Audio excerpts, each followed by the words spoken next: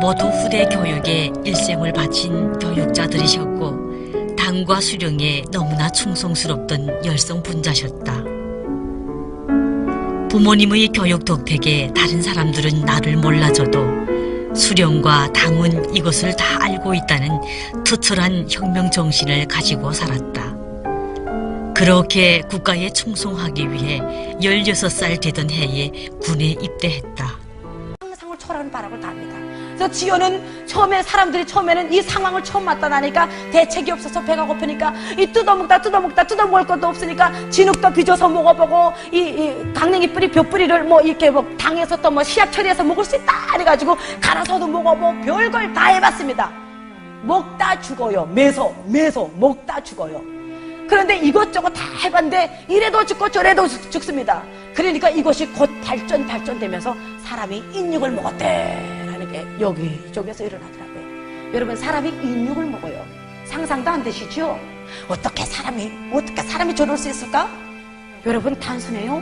여러분도 그 상황 해보세요.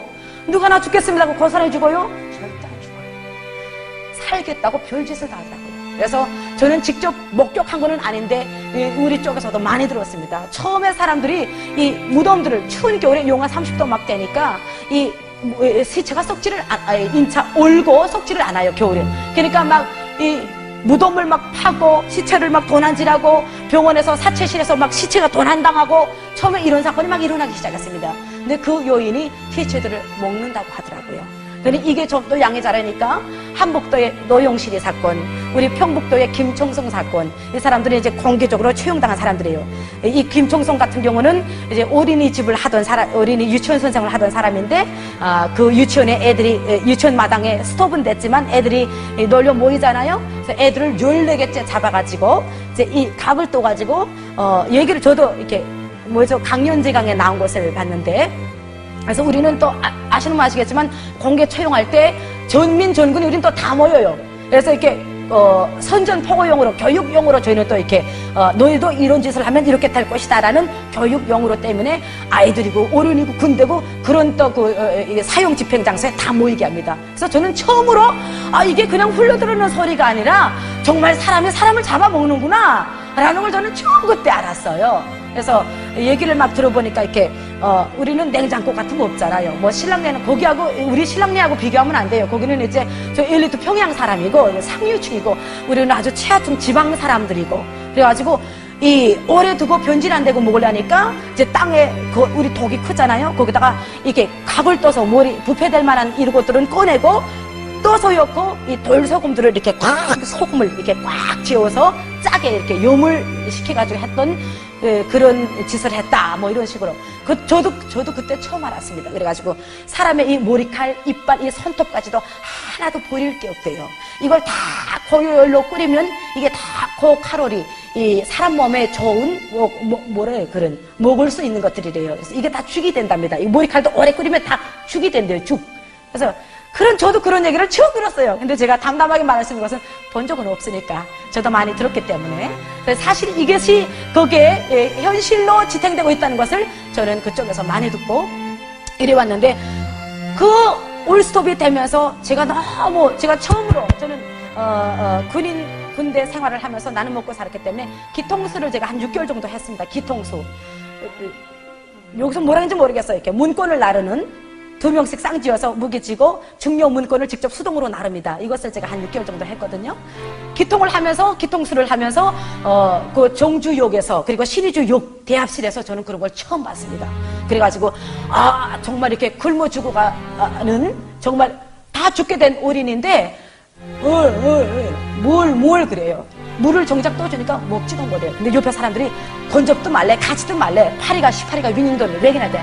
쟤는 물 찾아서 정작 주니까 먹지도 못해요. 삼키지도 못해요. 쫙 눈에 안 보이도록 부었어요.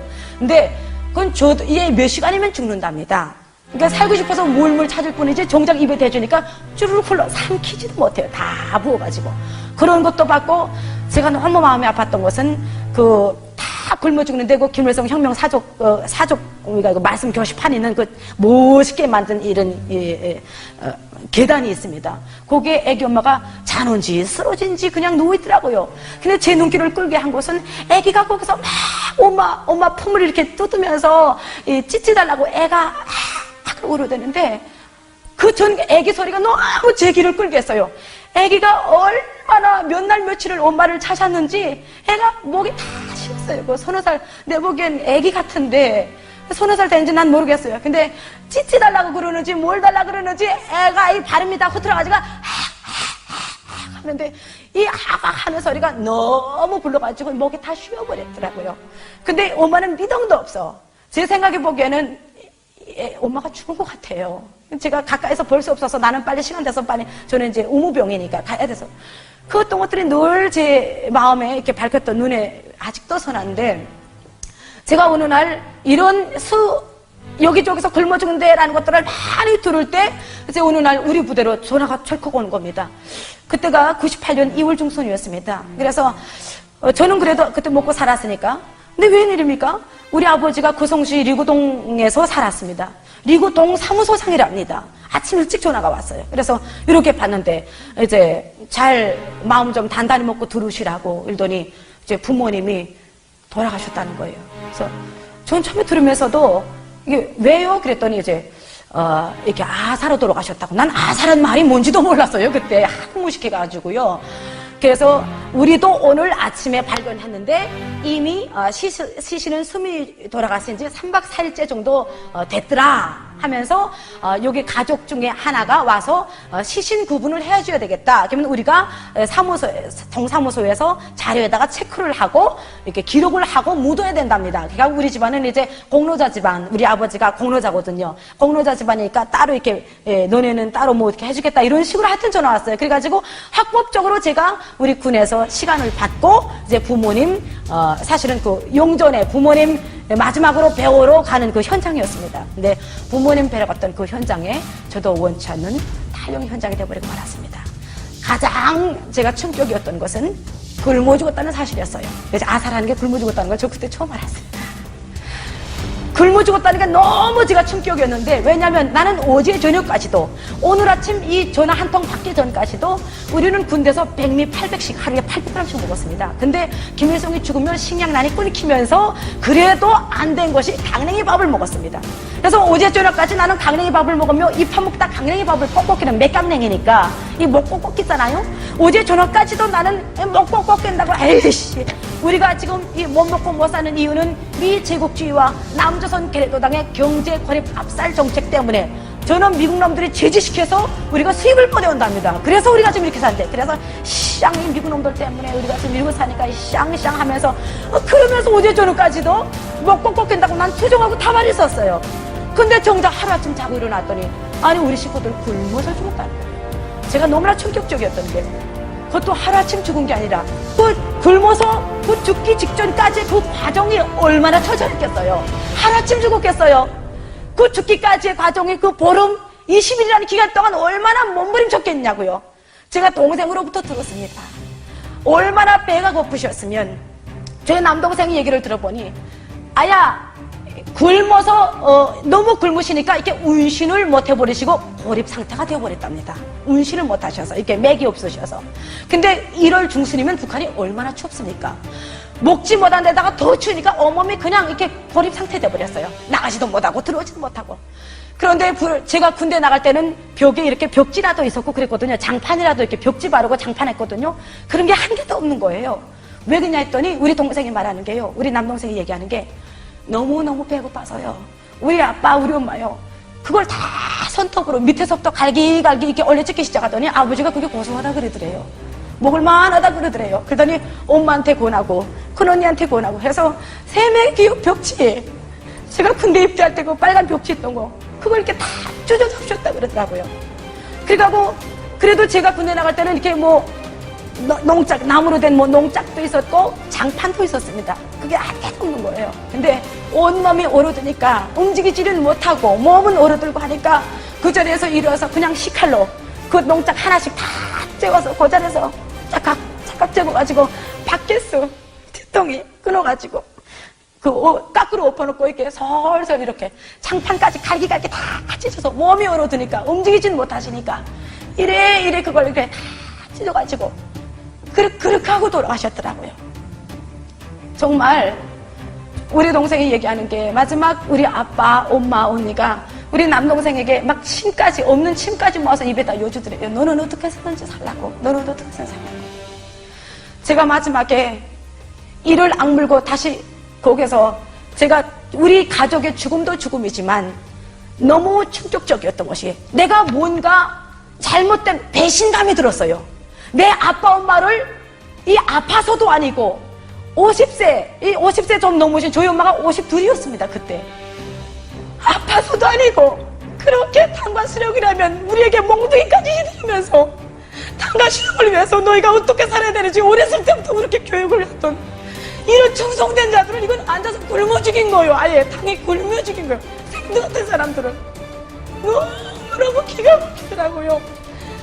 이 배신감에 어떤 배신감이라는 건 난 말로 표현이 안 됐습니다. 뭔가 내가 잘못 빼앗고 뭔가 속았다, 뭔가 기만당했다, 뭔지는 정확히 모르겠지만 적어도 내가 속아서는 이것을 위해서 내가 복무를 할 수 없다는 한 가지만은 분명해졌습니다. 그럼 일단 과거에 가볼게요. 과거에 하나님 북한에서 무슨 일을 했느냐. 그것을 이해하기 위해서 우리가 잠깐 북한의 정치적인 상황을 조금 들여다볼게요. 뭐 깊이 들어가진 않을게요. 이렇게 상식선에서. 1970년대까지 그 북한은 그냥 노선의 이념이 다를 뿐이지 정상적인 국가 중에 하나였어요. 그런데 70년대부터 북한에 어떤 변화가 나타나냐면요. 김일성이라는 사람이 자기 후계자를 선택하는데 아들을 선택을 했어요. 김정일이라는 사람은. 그런데 그 나라 보니까 김정일이라는 사람은 왕의 후계자의 수업을 그때부터 받기 시작합니다. 굉장히 젊은 나이부터 시작을 하는데 이 사람이 능력을 인정받아서 그 왕의 후계자 위치에 들어간 게 아니고 그냥 아버지 이기적인 선택에 의해서 됐기 때문에 아버지에게 아부하는 행사를 많이 벌이기 시작합니다. 이렇게 그냥 좋게 말하면 충성이지만 동기 보면 아부겠죠. 그래서 그 일을 하기 시작하는데 그게 무슨 일인가 하면 제일 먼저 김정일이라는 사람이 시작했던 일은 아버지 김일성을 절대화하는 작업을 시작합니다. 70년대에 절대화 작업이 시작돼요. 이 절대화 작업이라는 게 뭐냐. 70년대까지 그 김일성은 그냥 정상적인 대통령 중에 한 명이었어요. 그러면 이 사람의 위치가 어디에 있냐면요. 아무리 전능하고 아무리 권력이 막강하다 해도 모든 대통령은 법 아래서 그 법을 가지고 국가와 민족을 다스립니다. 통치해 나갑니다. 그런데 이 절대화 작업의 목적은 뭐냐면 김일성의 위치를 법 위로 올려놓는 거예요. 성공했습니다. 와, 절대적으로 완벽하게 성공했습니다. 그래서 김일성이 명령을 하면 그 명령이 법하고 어긋나면 법이 밀려버려요. 그리고 김일성이 방치를 중심으로 한 그 통치가 시작했습니다. 그래서 법 위로 올라갔죠. 그 상식적으로 말이 안 되죠. 이게 남한에서는 있을 수 없는 일이겠죠. 그래서 그때부터 김일성의 권력에 대항할 수 있는 권력은 다 사라지기 시작했어요. 북한에서. 모든 권력은 김일성 발 아래. 법도 발 아래. 검찰, 모든 법기관도, 모든 권력기관 다 김일성이 발 아래 내려갔습니다. 그때도 국가는 김일성이었고 김일성 국가였어요. 70년대에 이 작업이 시작되고 성공했습니다. 그리고 이 작업은 80년대에 들어서면서 한 단계 발전을 합니다. 어떻게 발전을 하냐면요. 우상화 작업으로 넘어가요. 우상화 작업은 뭐냐. 그때부터 김일성은 그 막강한 힘을 가진 대통령의 위치에서 한 단계 더 올라가서 우상이 대상이 되는데 그게 뭐냐면 국가 위로 올라가 버리는 거예요. 그러니까 절대화 작업 때는 법 위로 올라가 버렸다 그랬죠. 이때는 국가 위로 올라가 버린다. 그게 무슨 말인가 하면요. 그 상식적으로 생각하면 모든 대통령은 나라와 민족을 위해서 봉사를 하는 사람이에요. 그러니까 국가가 잘 되기 위해서, 민족이 잘 되게 하기 위해서 일을 하는 사람이에요. 그런데 이 우상화의 목적은 뭐냐면 뒷거꾸로 국가와 민족이 김일성을 위해서 일을 하는 거예요. 이해되죠? 완전히 국가 위로 올라가 버리는 거죠. 이때부터 우상 문화가 만들어지기 시작했습니다. 북한의 전국 각지에 5만 개 동상이 만들어지고 숭배 문화가 막 만들어지고 찬양이 만들어지기 시작하면서 그때부터 김일성은 절대 전능한 존재가 되고 실수를 안 하시면 굉장한 분이 됐죠. 그래서 북한 사람들은 이런 위대한 수령을 얻었기 때문에 행복해야 되고 또 행복하고 이런 세상이 됐습니다. 성공했어요. 완벽하게도 성공합니다. 그러다가 90년대 들어가면서 또 발전합니다. 이게 90년대에 들어가서 김일성이 신의 자리로 올라갑니다. 신이라는 말은 안 했지만 완벽한 신의 자리로 올라갑니다. 북한이 가장 경제적으로 어려울 때, 빈곤할 때, 가장 사람들이 배가 고플 때 그 민족의 태양의 자리로 들어가고 넘어서 온 세상에 태양이 되기 시작했습니다. 그때 또 교리가 만들어집니다.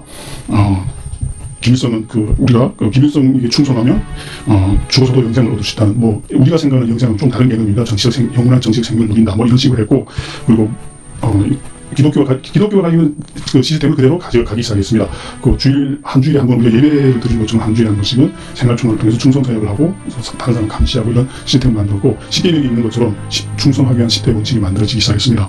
그리고 김일성은 안 죽는다. 우리가 94년대 죽었어요. 이 사람이. 그 다음에 그 김정일에 의해서 만들어진 신, 그 자리에 김정일이 합법적으로 들어가 버렸어요. 그래서 김정일 신의 아들이잖아요. 그래서 김일성이 누리던 모든 권한과 권력을 김일성이 그대로 누리기 시작했습니다. 여기까지가 그냥 상식선에서 본 북한의 과거의 정치사였어요.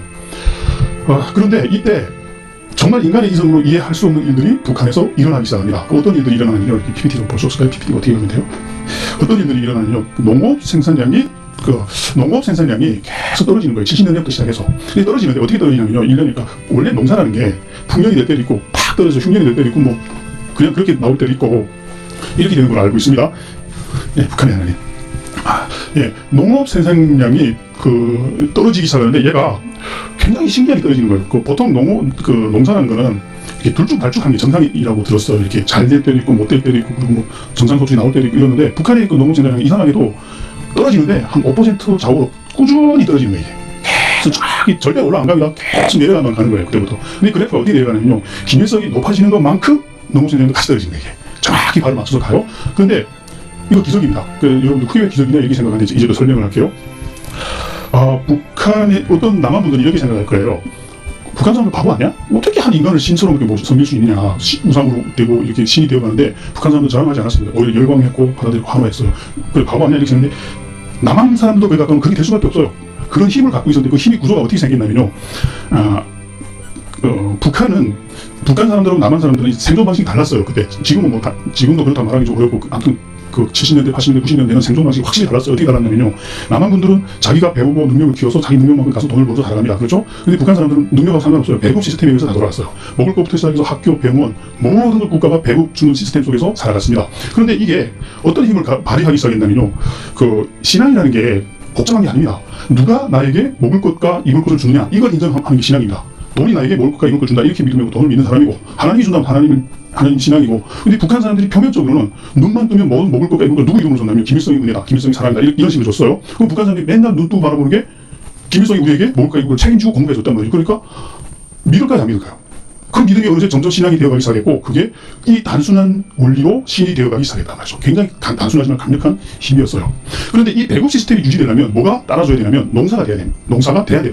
쌀이 생산돼야 배급 시스템이 유지되는데 농업 생산이 계속 떨어져가기 시작하니까 누가 가장 두려워했냐면요. 김일성과 김정일입니다. 그래서 그들은 알아요. 자기들 힘이 이 김일성 종교의 가장 기초가 어디 있다는 걸 압니다. 그래서 이것을 유지하기 위해서 그 사람들은 굉장히 많은 투자를 했어요. 북한은 모든 땅이 국가 땅입니다. 그래서 농사를 잘 짓기 위한 장치를 체계적으로 굉장히 발달시켰어요. 그게 뭐냐면 일단 가는 곳마다 댐 공사를 많이 했어요. 물을 가두고 물을 밭에다 안정적으로 공급할 수 있는 이 수거 공사를 굉장히 촘촘히 국가적인 투자를 해서 잘 해놨어요. 왜? 농사를 잘 지려고. 그런데 농사를 잘 지려고 했는데 농업 생산이 계속 떨어져 가니까 농사를 다시 잘 짓기 위해서 김일성과 김정일이 수단과 방법을 가리지 않기 시작했어요. 인간이 할 수 있는 모든 방법을 다 동원하기 시작했습니다. 그런데 북한이라는 나라가 농경지가 남한보다 많지는 않아요. 농경지가 남한이 굉장히 많습니다. 근데 농경지가 많지는 않지만 대신 인구가 작아요. 북한이. 그래서 풍년은 아니라고 해도 정상 소출만 나와도 북한 사람들이 배는 안 고플 정도로 먹고 살만한 나라였습니다. 자급자족이 가능한 나라였어요. 70년대. 그런데 이 농업 생산이 계속 떨어져 가니까 김일성과 김정일이 급하잖아요. 그래서 농사를 잘해보려고 김일성이 스스로 많은 연구를 해서 김일성의 방식이 농법이 나왔어요. 주체 농법이라는 방식을 개발해서 이것대로 해보자 했는데 여전히 안 되는 거예요. 그래서 북한의 농업 엘리트들한테 물었어요. 왜 농사가 안 되냐 하니까 북한 엘리트들이 이렇게 해석을 했습니다. 이게 땅이 비료를 못 주다니까 북한의 공장들 다 섬에서 비료를 많이 못 주기 시작했거든요. 그때 그러니까 땅이 비료를 못 주는 데다가 못 줘서 그렇습니다. 근데 비료를 주니까 비료가 없어. 그래서 김일성이 어떻게 명령했냐면요. 그럼 좋다. 천연 비료를 주자. 해서 북한은 산이 많은 나라입니다. 산이 굉장히 많아요. 산에 가면 부시토라는 흙이 있어요. 한국에서는 부시토 하나 들어가면 무슨 산에 있는 흙, 그러니까 풀이 떨어지면서 몇 년 동안 쌓인 썩은 흙 있잖아요. 천연 비료 중에 굉장히 좋다고 해요. 그걸 깔아라 해서 다 산 긁어서 깔았어요. 최고로 좋은 비료입니다. 그러면 농사가 돼야 될까요? 말아야 될까요? 돼야 되잖아요. 세상에 가장 정직한 게 땅이래요. 노인들이 말하면 땀을 흘린 것만큼 열매를 준대요. 근데 그 좋은 비료를 가는데 다음에 정확히 5% 또 떨어지는 거예요. 그 다음에 또 떨어지는 거예요. 안 되잖아요. 그래서 다시 농업 엘리트들한테 이렇게 물었어요. 왜 안 되냐? 또 더 결정적인 대책을 내놔 해서 이게 어떻게 해석을 했냐면요. 북한의 땅은 이제 수천 년을 농사를 해 먹었기 때문에 땅의 지력이 이제 끝났습니다. 그래서 정말 강력한 비료를 줘야 됩니다. 그게 뭐냐? 해서 부시토를 깔았는데도 안 되니까 그럼 사람 인분이 있잖아요. 인분이 진짜 좋은 비료입니다. 인분을 까자 이렇게 된 거예요. 그래서 명령이 떨어졌어요. 1인당 한 톤씩 농장에 갖다 바칠 것. 지금도 북한에서 인분을 사고 팔고 해요. 그거 안 지키면 안 되거든요. 돈 있는 사람들 사서 이렇게 농장에 갖다 바쳐야 되거든요. 저도 어려서 인분 하느라고 정말 고생 많이 했어요. 아무튼 그래서 갖다 바쳤어요. 학생, 노동자, 군인들 다 동원해서 쫙 깔았습니다. 세상에서 제일 좋은 비료 깔았어요. 그러면 쌀이 나와야 되잖아요. 또 떨어져요. 정확히 5% 기밀성이 높아지는 만큼 쌀은 떨어집니다. 계속 떨어집니다. 그러다가 해결이 안 되니까 특단의 방법을 해보자. 결정적인 그 방법을 해보자. 이렇게 해서 그게 뭐냐. 이제는 땅이 일단 산성화가 많이 돼 있어요. 북한 땅이. 일단은 산성화가 많이 돼 있고, 그래서 비료를 중성화시키는 그 비료도 없고, 그리고 또 땅이 지력도 많이 떨어졌고, 그래서 이제는 이런 방법을 근본적으로 바꿀 수 있게 된 거예요. 그 근본적으로 바꾼다는 게 뭐냐. 껍데기를 갈아엎자는 거예요. 그 땅을 한 1m쯤 파고 내려가면 이렇게 농사를 안 지은 땅이 있을 거잖아요. 그걸 파서 위로 올리고, 위에 껍데기를 파서 밑으로 깔자는 거예요. 완전히 뒤집자는 거죠. 그러면 농사를 한 번도 안 해봤던 태초의 땅이 드러나잖아요. 그러면 농사는 또 앞으로 몇 백 년은 농사국도 안 하고 살 수 있습니다. 이렇게 된 거예요. 그러니까 해보자 한 거예요. 명령이 떨어져, 저 지금도 기억나요. 고등학교 때 1인당 몇 평이 다 갈당량이 내려와서 봄에 여기서 포크레인을 하는 게 아니고 삽 들고 땅 2m 파서 밑에 거 파 올리고 밑에 거 깔고 아무튼 해야만 했어요. 했습니다. 그래서 완전 뒤집었어요. 온 나라를. 농사 돼야 되잖아요. 또 정확히 없이 떨어지는 거예요. 뚝 떨어지는 것도 아니고 뚝 올라가는 것도 꾸준히 기밀상하고 발맞춰서 내려가기 시작합니다. 이게 계속 내려갑니다. 설명이 가능할까 이거? 북한 농업 엘리트들이 그 놀이종 엘리트들이 아무도 해석 못합니다. 이거 지금도. 그래서 왜 그러면 농사가 안 되느냐. 제가 그림 하나 보여드릴게요. 그러면 그때 당시 북한에서 어떤 일이 일어났는지 한번 볼게요. 이게 그림이 좀 복잡하죠? 근데 알고 보면 굉장히 단순한 그림이에요. 이게 1970년대부터 1980년대 사이에 우리 한반도에 비를 뿌리고 지나간 태풍의 지도입니다. 이게 전선들이 다 태풍이 이동 경로거든요.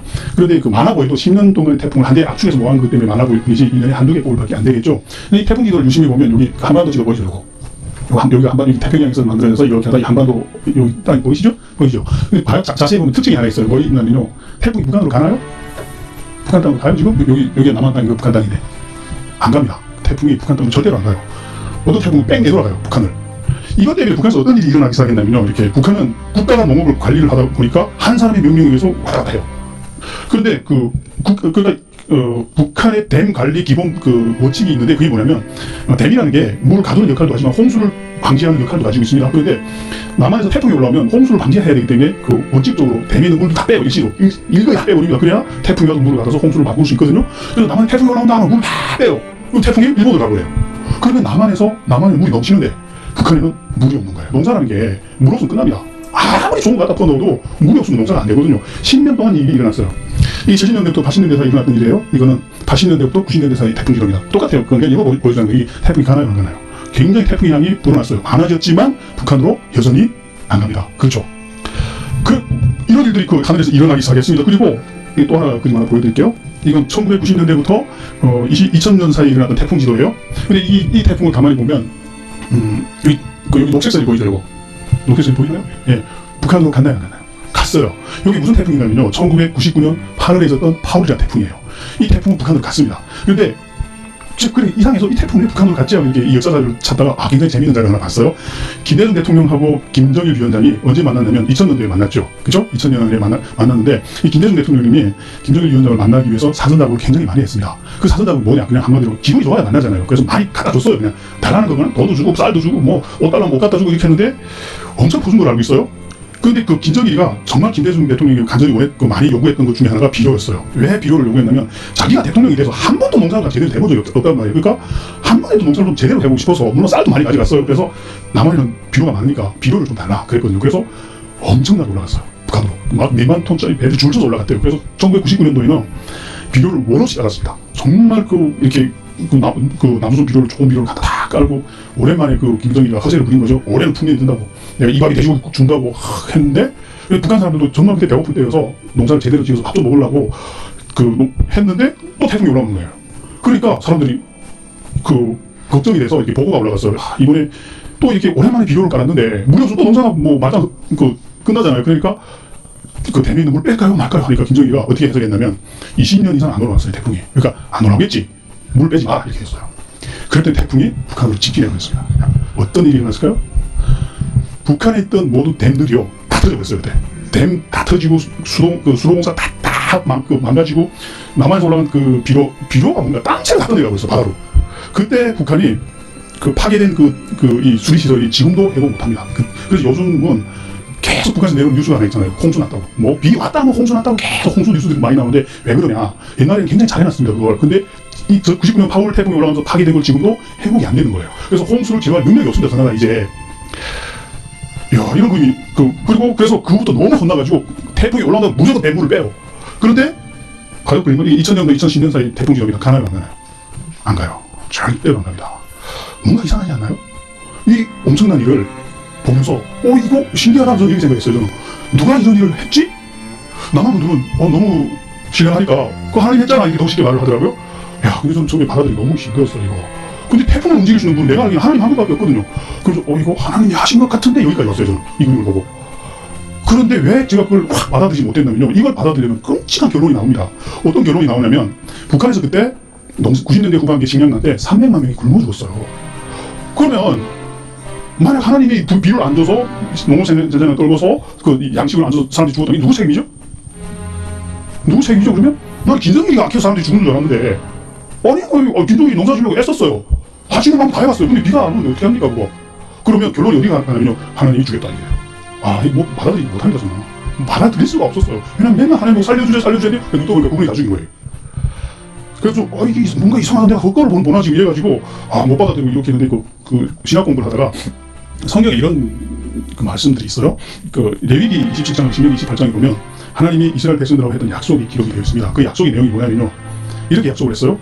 너희가 내 말을 잘 듣고, 내 명령을 잘 따르면, 내가 복을 줄게. 이렇게 약속했어. 그 복이 어떤 복을 주는지 쫙 다 문자로 기록되어 있고, 거꾸로 반대로, 너희가 나를 배신하고 다른 신을 섬기게 되면 내가 저주와 재앙을 내리겠다고 또 약속을 했습니다. 근데 그 저주와 재앙의 목록이 또 쫙 기록이 다 되어 있어요. 근데 그 기록을 쭉 보다가 제가 놀란 게, 거기에 기록된 모든 저주의 예언들이 북한의 문자 그대로 다 나타났다는 거예요.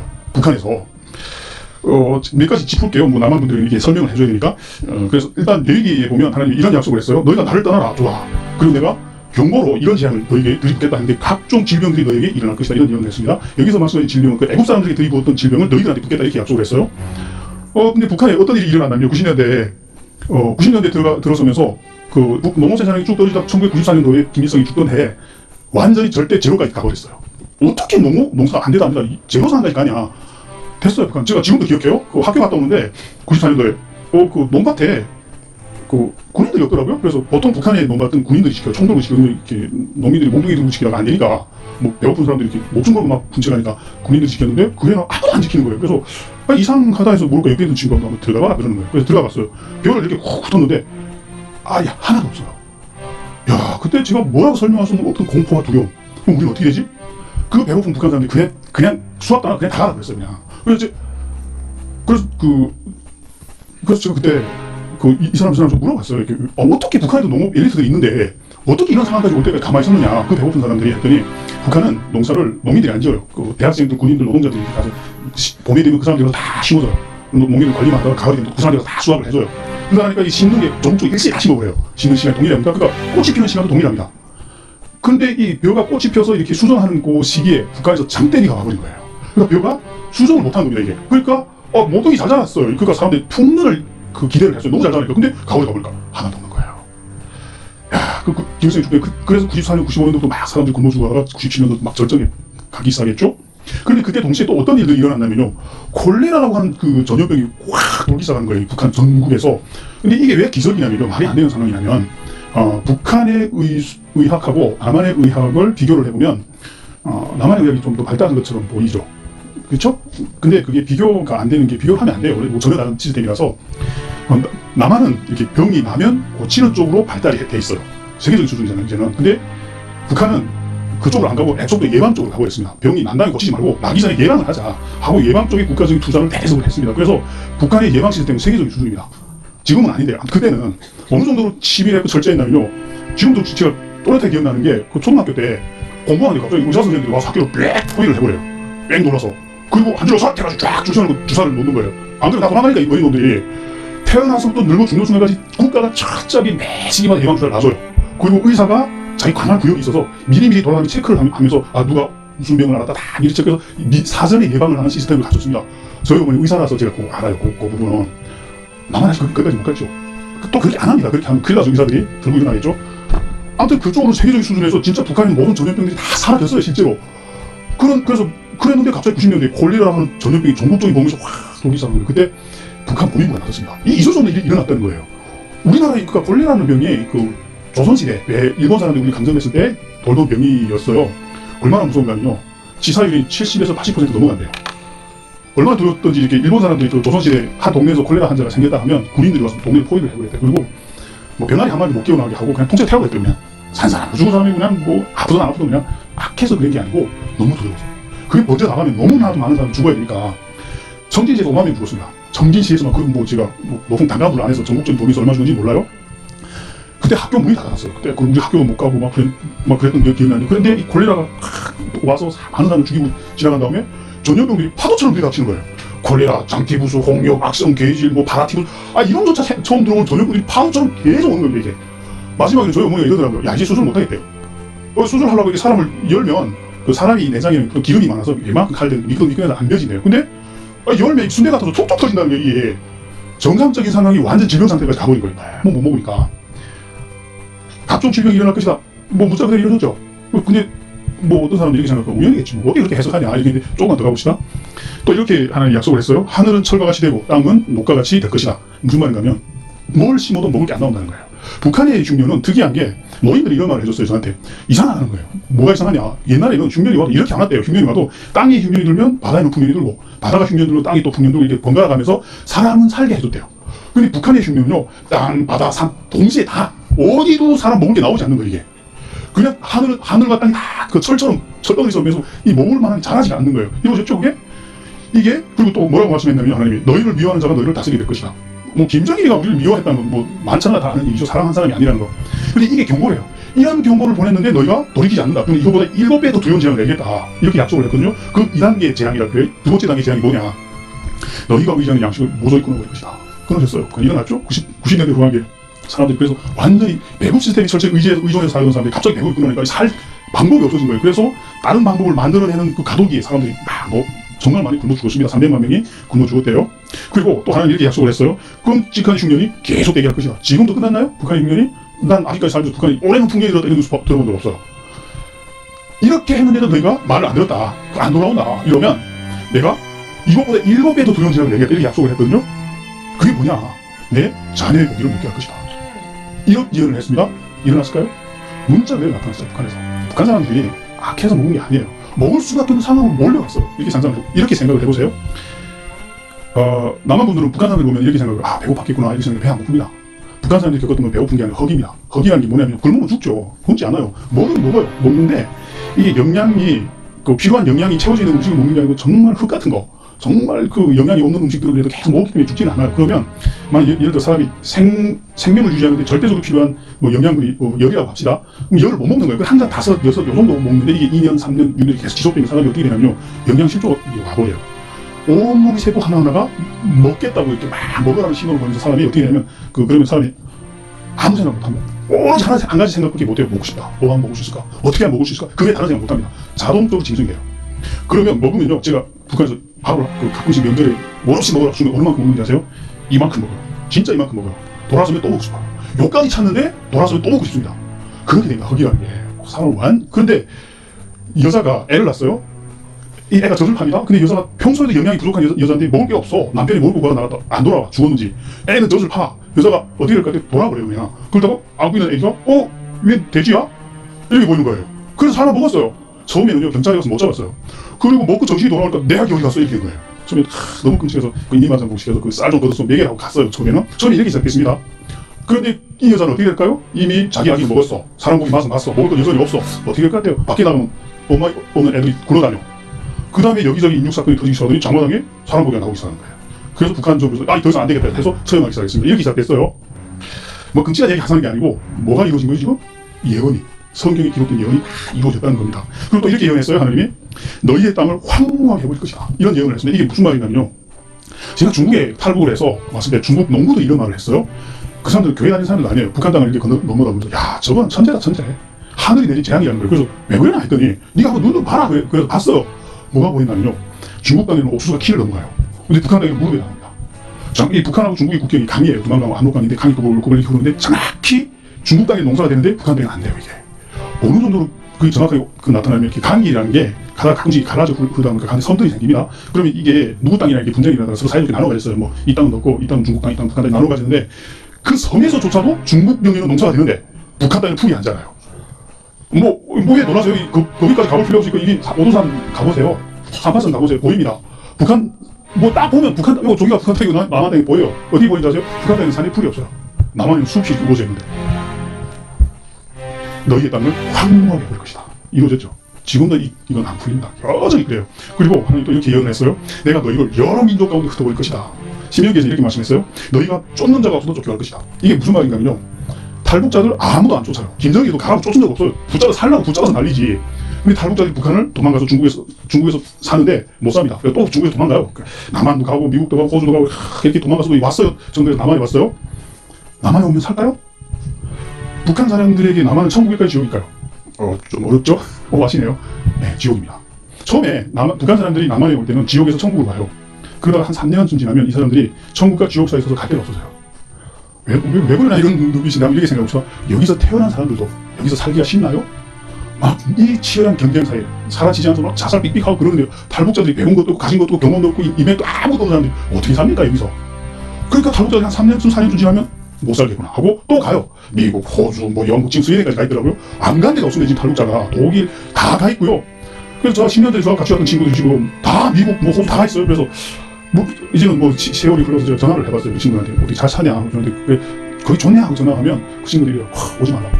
너는 오지 말라고. 아니 한국에서 정착 못한 사람이 어떻게 미국에 가서 정착을 합니까? 거기 언어도 안 되고 인종 차별도 있고 막 국가가 도와주지도 않는데 정착하라고.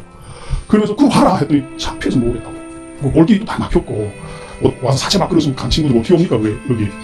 그래서 아무튼 하고자 하는 말이 뭐냐면요. 지금 어디로 가도 쫓겨다니는 거예요. 누구도 쫓지 않았어요.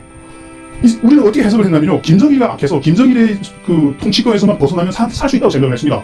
그런데 지구 끝에 가도 살 수가 없는 거예요. 누구한테 쫓겨다니는지 아세요? 하나님에게 쫓겨다닌다. 보이지 않는 무서운 저주의 힘. 여기에 갇혀가지고. 근데 그 힘을 아직 못 봤죠. 북한 사람들이. 그리고 또 이런 말 이렇게 약속했어요. 하나님이 내가 여자와 약혼하 했으나 다른 사람이 그와 같이 살 것이요. 북한 사람들이 그 부부가 중국으로 넘어가면요. 남편이 눈앞에서 보는 지 아니라 돈 받고 팔려가면 가만히 서 있어야 돼요. 그 가끔씩 뉴스에 나왔죠. TV로 북한 여자들이 막 팔려다니고 처음에 그렇게 진행됐습니다. 그러다가 북한 여자들이 돈이 된다고 하고 중국 사람들이 그러면 강 넘어가서 더 쪽 이상한 거예요. 약혼했던 여자 어느 날 깨놓고 없어. 알아보고 중국 넘어갔어. 그런데 방법이 없는 거예요. 야, 그 남자가 힘이 없어서 자기 여자를 뺏기는 거 죽는 것보다 더 고통스럽습니다. 남한 분들은 못 겪어봤죠. 그거. 너무너무 아파요. 북한 사람들이 그런 걸 겪으면서 아무튼 살았어요. 그렇게. 근데 여기 제가 다 말하려면 시간이 끝이 없고 이 큰 것들만 설명을 했는데 어때요? 이제 부인할 수 있나요? 이건 하나님이 하신 일이라는 거. 그래서 여기까지 제가 보고요. 그거 많이 힘들었습니다. 그래서 전 이렇게 생각했습니다. 아니 그 황당함이라고 할까요? 나는 하나님께 몇 년에 걸쳐서 먹을 거 보내주십시오, 입을 거 보내주십시오 이렇게 기도했는데 정작 뚜껑을 열어보니까 누가 먹을 거 걷어갔죠? 하나님이 다 걷어간 거예요. 지금 하나님이 지금 우리 북한 사람을 죽였다니까요? 근데 그거 보고 계속 살려달라 했으니까 그 기도가 하나님이 들을까요? 안 듣는 거예요. 그래서 제가 그랬어요. 하나님한테. 왜죠? 내가 알고 있는 하나님은 좋으신 하나님인데, 그리고 이 남한에서 내가 만난 하나님은 너무너무 아름다우신 분이고 우리를 사랑해서 자기 아들을 죽이신 분인데 왜 북한에서는 이렇게 끔찍한 일을 했죠? 하고 막 이렇게 기도하면서 그때부터는 어떻게 설명하면 좋을까요? 은혜를 받았다고 말하기는 좀 힘들 것 같아요. 그러니까 하나님하고 제 관계가 서먹해지는 거예요. 저도 2명의 누나가 먹지 못해서 갔어요. 그래서 그 아픔이 있습니다. 그래서 그 아픔이 있는 사람에게는 이게 피부로 다가오는 문제입니다. 그래서 옛날에 그 좋던 하나님이 갑자기 두렵고 왜 이랬지? 이런 의문이 안 풀리고 이러면서 하나님하고 오랫동안 많이 고민을 했었어요. 제가 왜죠? 제가 이 의문을 오랫동안 풀고 다녔는데 남한 분들은 이렇게 자기 일이 아니니까 너무 쉽게 얘기하더라고요. 이들이 우상을 섬기지 않았느냐. 저는 받아들이지 않았습니다. 왜 그게 못 받아들였냐면요. 우상으로 말하면 남한이 더 많을걸요? 북한보다? 북한 사람들 딱 하나 생겼어요. 남한에 우상 없나요? 그리고 일본에 가면 5만 개나 있대요. 인도? 거기 소가 신이고 원숭이가 신이고 시궁지도 신이고. 근데 하나님이 인도 사람들에게 막 이런 재앙됐다는 말 못 들었어요. 일본? 그런 식으로 하면 일본 깔아서 없어져야 돼요 지금. 근데 하나님 안 건드리잖아요. 왜 북한은 딱 하나를 섬겼는데 왜 이럽니까? 그 이해가 안 돼서 막 울면서 막 기도를 했습니다. 그 다음부터 기도도 안 되고 그렇더라고요. 그러다가 그 답을 하나님 어디서 저에게 답을 주셨냐면요. 이렇게 우리 한국 교회사를 배우는데 거기서 이렇게 답을 주시더라고요. 남한 분들이 맨날 배운 거라서 다 합니다. 근데 거기에 하나님이 이런 은혜라고 할까요? 이런 내가 하도 막 아파하고 힘들어하니까 이런 은혜를 주시더라고요. 한번 볼게요. 이게 장례를 교회입니다. 다 알죠. 이 유명한 교회 1907년대 100년 전에 이 교회에 하늘에서 굉장한 분이 오셨어요. 성령님이 폭포처럼 흘러내리는 이 교회 때 시작을 했습니다. 그래서 우리가 다 알죠? 성명 대부흥운동이 평양을 중심, 평양에 있는 장대현 교회를 중심으로 막 일어나는데, 그때 어마어마한 기적들이 많이 일어났죠. 그 기적이면 성명 회개운동이 일어났습니다. 뭐 북한 사람들, 그때 평양 사람들 뭐 와서 누가 겁주지도 않았는데 자기가 바늘 훔친까지 다 고백하고 잘못했습니다 하고 막 그러면서 교회로 막 뛰쳐나오기 시작하는데, 제 눈에는 이게 어떻게 보였냐면요, 우리가 알고 있는 성명대 강림은 사도행전 2장에 기록된 그 오순절날 강림운동을 기억하시죠? 그거보다 더 큰 거예요. 제 눈에는. 그래서 왜 제가 더 크게 봤냐면요, 오순절날에 오신 성령님은 누구에게 왔냐면 예수님의 12제자와 예수님을 따르는 500문도 그들에게 찾아와서 그들이 전하는 복음을 통해서 확산되어 가기 시작했습니다. 근데 평양에 오신 성령님은요, 무차별적으로 왔어요. 그냥 우리 할아버지 할머니들 그냥 벌떡벌떡 일어나서 뭐 교회 가야 된다 이래가지고 막 쓸어 나오기 시작하는데 교회가 막 미어터지는 거예요. 우리 할아버지 할머니들 예배드리던 모습이에요. 옷 사입을 보세요. 하얀 옷을 입었죠. 저 때는 세탁기가 없었어요. 우리나라에. 비누도 없었습니다. 양재물에 옷 빨 텐데, 이렇게 옷을 입으려면 양재물에 불을 넣었다가 강에 내까지 나서 빨아서 두들여서 빨아서 그 햇빛에 말리고 풀을 내게서 다시 말려서 방맹으로 두드려서 입는 옷이래요. 그러면 예배 한번 드려도 며칠 옷을 준비를 했죠? 3일 걸렸대요. 지금 우리 할아버지 할머니, 근데 이분들이 지금 우리처럼 성경 많이 아는 분들이 아닙니다. 글도 모르는 분들이었어요. 실제 그때 당시 그 세례를 주려고 지응답했던 자료들 보면 이런 자료들이 있어요. 선교사님이 세례를 주려고 그 질문을 하잖아요. 예수님이 어디서 태어났습니까? 하면 할머니들이 버드나무 밑에서 태어났습니다. 뭐 이랬던 분들의 이게 베들레헴이라는 마을 몰라서. 그런데 이분들이 자기들이 재산 다 내놓고 훔쳤던 재산 다 내놓고, 그 자료는 중국 사람들이 막 인정을 했을 정도입니다. 그래서 막 이 예배들도 막 나오고 굉장했죠. 그래서 기적이죠. 그래서 근데 이 평양을 중심으로 막 전국 각지로 막 확산되어 나가기 시작했습니다. 이 예배들은 뭐 지금 순복음교회가 더 큽니다. 이러면 그때 인구도 작았을 텐데 천만이 안 됐을 때입니다. 남북한이. 근데 이 정도면 뭐 그 선교사들 보고서를 보면요, 그때 사람들이 하루 벌어서 하루 먹고 사는 사람들이었대요. 근데 장날이 문을 닫았대요. 5일장 뭐 10일장 이랬는데 장날이 문을 닫았대요. 다 교회 가느라고 텅텅 비고. 그래서 이 보고서를 보면, 선교사님들도 이런 보고서를 썼어요. 이 한국에서 나타났던 이 일들은 아직 역사에 이런 거 본 적 없다고. 아직 역사에 이렇게 큰 성령 강림은 나타난 적이 없다고. 선교사님들이 보고서입니다. 그런데 다 알죠. 이거 뭐 세상적으로 제가 뭐 말한 데서 처음 하는 거 아니고. 그런데 문제는 처음에 이 회개운동부터 시작했다가 계속 회개만 한 게 아니고 그 다음에 이게 발전을 하기 시작해요. 어떻게 발전했냐면요, 성령 하나님이 한 인간에게 인재하시면 그 인간은 제일 먼저 나타나는 현상이 영적인 현상이 회개부터 합니다. 그리고 회개를 통해서 우리 영혼을 정결하게 한 다음에 어디로 데려가냐면요, 진리로 데려가요. 그분은 진리의 영이기 때문에. 근데 진리가 어디 있어요? 성경에 있잖아요. 그래서 그때 회개운동 다음에 전국적으로 어떤 운동이 벌어졌냐면 성경 읽기 운동이 일어났습니다. 그래서 성경을 읽자해서 막 사람들이 성경을 읽기 시작했어요. 옆에 있는 뒤에 있는 거 미국 깃발이에요. 그 미국 선교사들이 영향을 받아서 막 성경을 읽기 시작하는데, 문제는 글을 모른다는 거예요. 90% 이상이었어요, 문맹률이. 그래서 그때 미국 선교사들이 위해서 이 한국의 유명한 학교들 그때 다 만들어집니다. 연세대학교, 모체, 여의전문학교, 이하전문학교, 숭실학교 뭐 다 그때 만들어집니다. 그래서 막 기적들이 일어나는데 여자들이 막 학교가 만들어지고 여자들이 막 나와서 사회운동하고 공부하고 졸업을 하는데, 지금은 뭐 쪼개배 기적이냐 하는데 100년 전에 우리 민족의 여자는 사람이 아니었습니다. 집안에서 애만 키우고 남편 뒷바라지만 하는 사람이었어요. 여자가 어디 사회 밖에 나와서 돌아다녀? 무슨 여자가 학교야? 이렇게 생각할 때 여자들이 나와서 학교를 졸업하고 졸업식을 하는데 히틀러 군대가 너무 무섭죠. 그래서 그 선교사들이 너무 놀래가지고, 이 아무것도 모르는 여자들이 막 이렇게 일어나서 학교 졸업하고, 그리고 이 여자들이 나와서 전도하고 막 교회를 만들기 시작한 거죠. 그래서 그때까지 사진 한 장이 월급이 발휘했대요. 그렇게 비싼 사진이 찍은 겁니다. 그래서 교회가 이 조목각기 확산됐는데, 우리 한반도에만 확산된 게 만주 몇 가지. 중국에까지 확산되는 굉장한 열기죠. 오죽하면 제2 동방의 예루살렘이라고까지 말이 나올 만하죠. 그런데 이 교회가 이렇게 만들어지면서 그 전국에 있는 교회들에서 이렇게 어떤 기도를 하기 시작했냐면요, 그때까지는 우리 민족이 정말 무지몽매한 민족이다가 이렇게 성령 강림이 일어나고 공부를 하기 시작하고 교회를 중심으로 뭉치기 시작하면 개몽되기 시작하니까 눈을 떴어요. 눈을 딱 뜨니까 뭐가 보이냐면, 우리 일본 사람들이 노예들이에요. 그래서 가장 많이 했던 기도 제목이 우리를 해방시켜 주십시오. 당연히 그렇겠죠. 그래서 그 하나님을 믿고 일어났던 운동이 3.1 만세 운동이 일어났는데 완벽하게 실패합니다.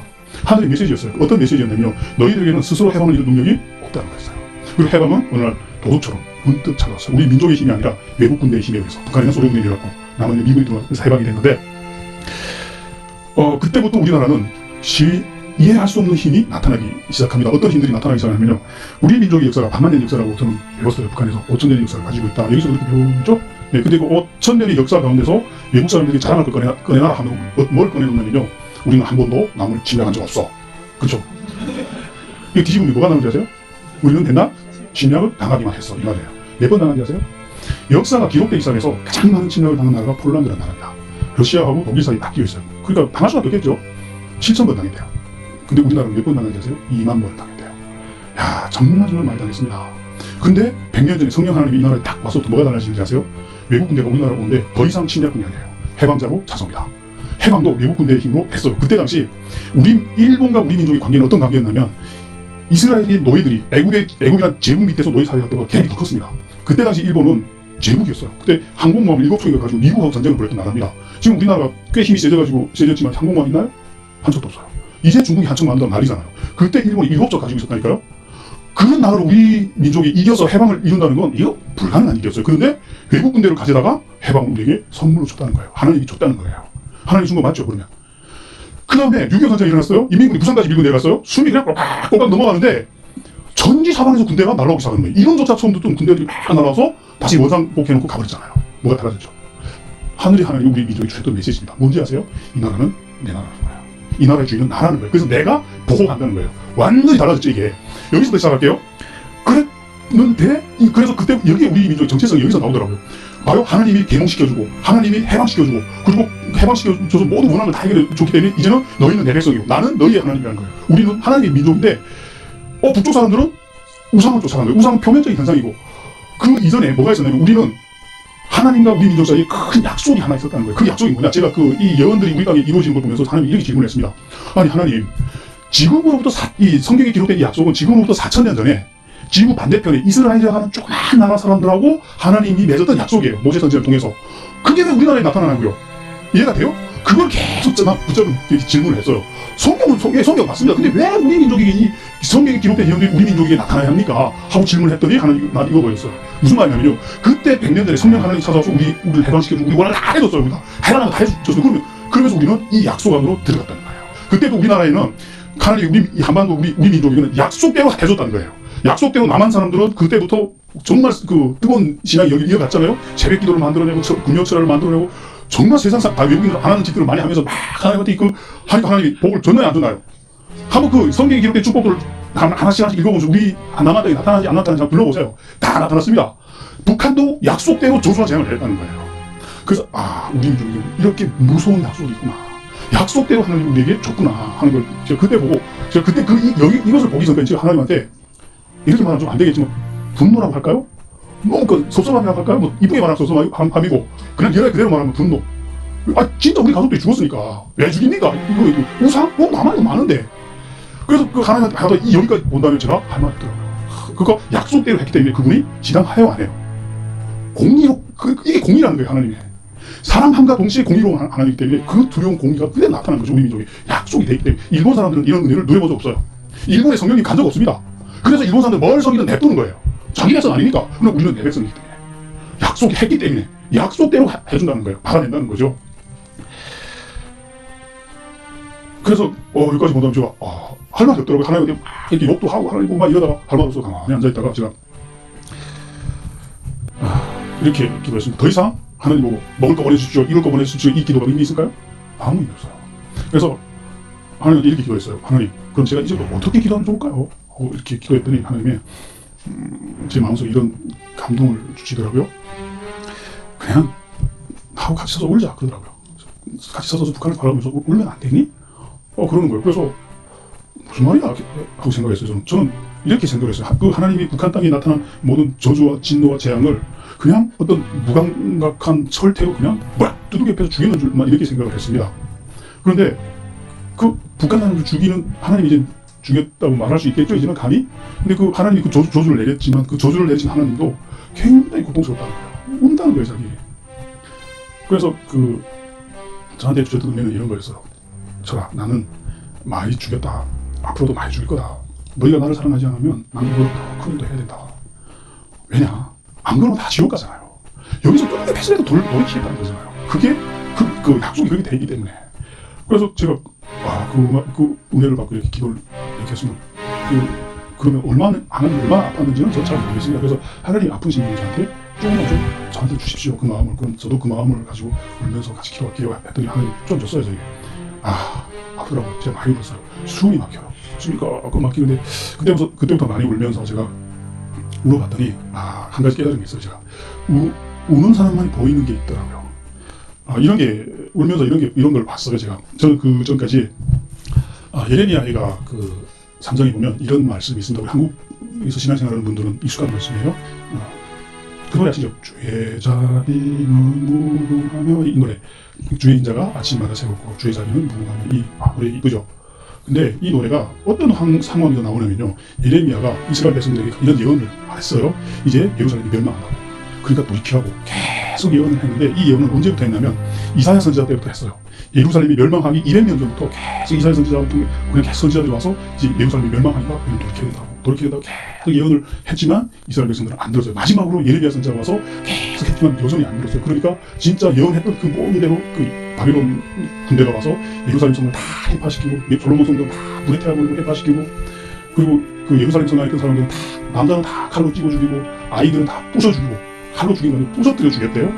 그 노인들은 집하고 다 같이 불 태워버리고 여인들은 그 솔로몬 광장에 모아놓고 다 강간하고 학살하고 그래서 예레미야가 예루살렘 성을 터벅터벅 걸어가는데 시체가 산처럼 있고 악취가 막 나는 그 예루살렘 성을 가운데를 울면서 걸어갔어요. 왜 우냐면 이런 일이 일어난다고 200년 전부터 선지자들에서 계속 예언했는데 안 돌이키더니 결국 당했잖아요. 갑자기 힘이 약해서 당했던 억울하게 당했는데 계속 예언을 했는데도 피하지 않고 당하니까 분하고 쏘록해서 처음에 예레미야 선지자가 울어요. 그 자기 운 걸 노래로 쓴 제 예레미야 애가거든요. 그래서 엉엉 울다가 마지막에 하나님과 같이 울어요. 그래서 울다가 여기 마지막에 땅에 걷어버리고 가서 엉엉 울다가 이런 노래를 한 거예요. 시체가 산처럼 쌓인 그 앞에서 주의 인자가 누구냐며. 이해가 돼요 이 말씀이? 이 글자만 보면요 이 말씀을 절대 이해 못합니다. 근데 저도 울다가 이 말씀이 이게 다가오는 거예요. 아 이게 하나님이구나. 그때 그러면서 울면서 그 북한에 일어났던 재앙들 죽어갔던 그 수많은 사람들이 이렇게 바라보는데 하나님의 그 모습이 보이는데 바로 이렇게 그때까지 북한에서 일어났던 그 모든 끔찍한 재앙들을 확 뒤집어봅시다 한번. 뭐가 보이는지 뒤집으면 북한을 향한 하나님의 의지가 안 보이나요? 어떤 대가를 치더라도 반드시 찾겠다는 의지. 그렇게 설명할 수 없을까요? 그래서 반드시 찾겠다는 거예요. 그런데 이렇게 사랑했다는 거예요. 지금도 한다는 겁니다. 이거 당한 사람들은 아프지만 우리 공의의 시각은 사랑입니다. 은혜를 줬기 때문에 책임이 있기 때문에 받아내고 그래서 돌이키겠다는 거예요. 인도 사람들은 소를 섬기든 원숭이 섬기든 하나님 관계 안 해요. 자기 자신이기 때문에 두들겨 팬다는 거예요. 그런데 아직 희망이 있다는 거예요. 완전히 없어지지 않았잖아요. 예레미야 선지자가 어디서 희망을 찾았냐면 그래 예루살렘은 멸망했어. 다 죽었어. 그러나 우리에게는 남은 자들이 있어.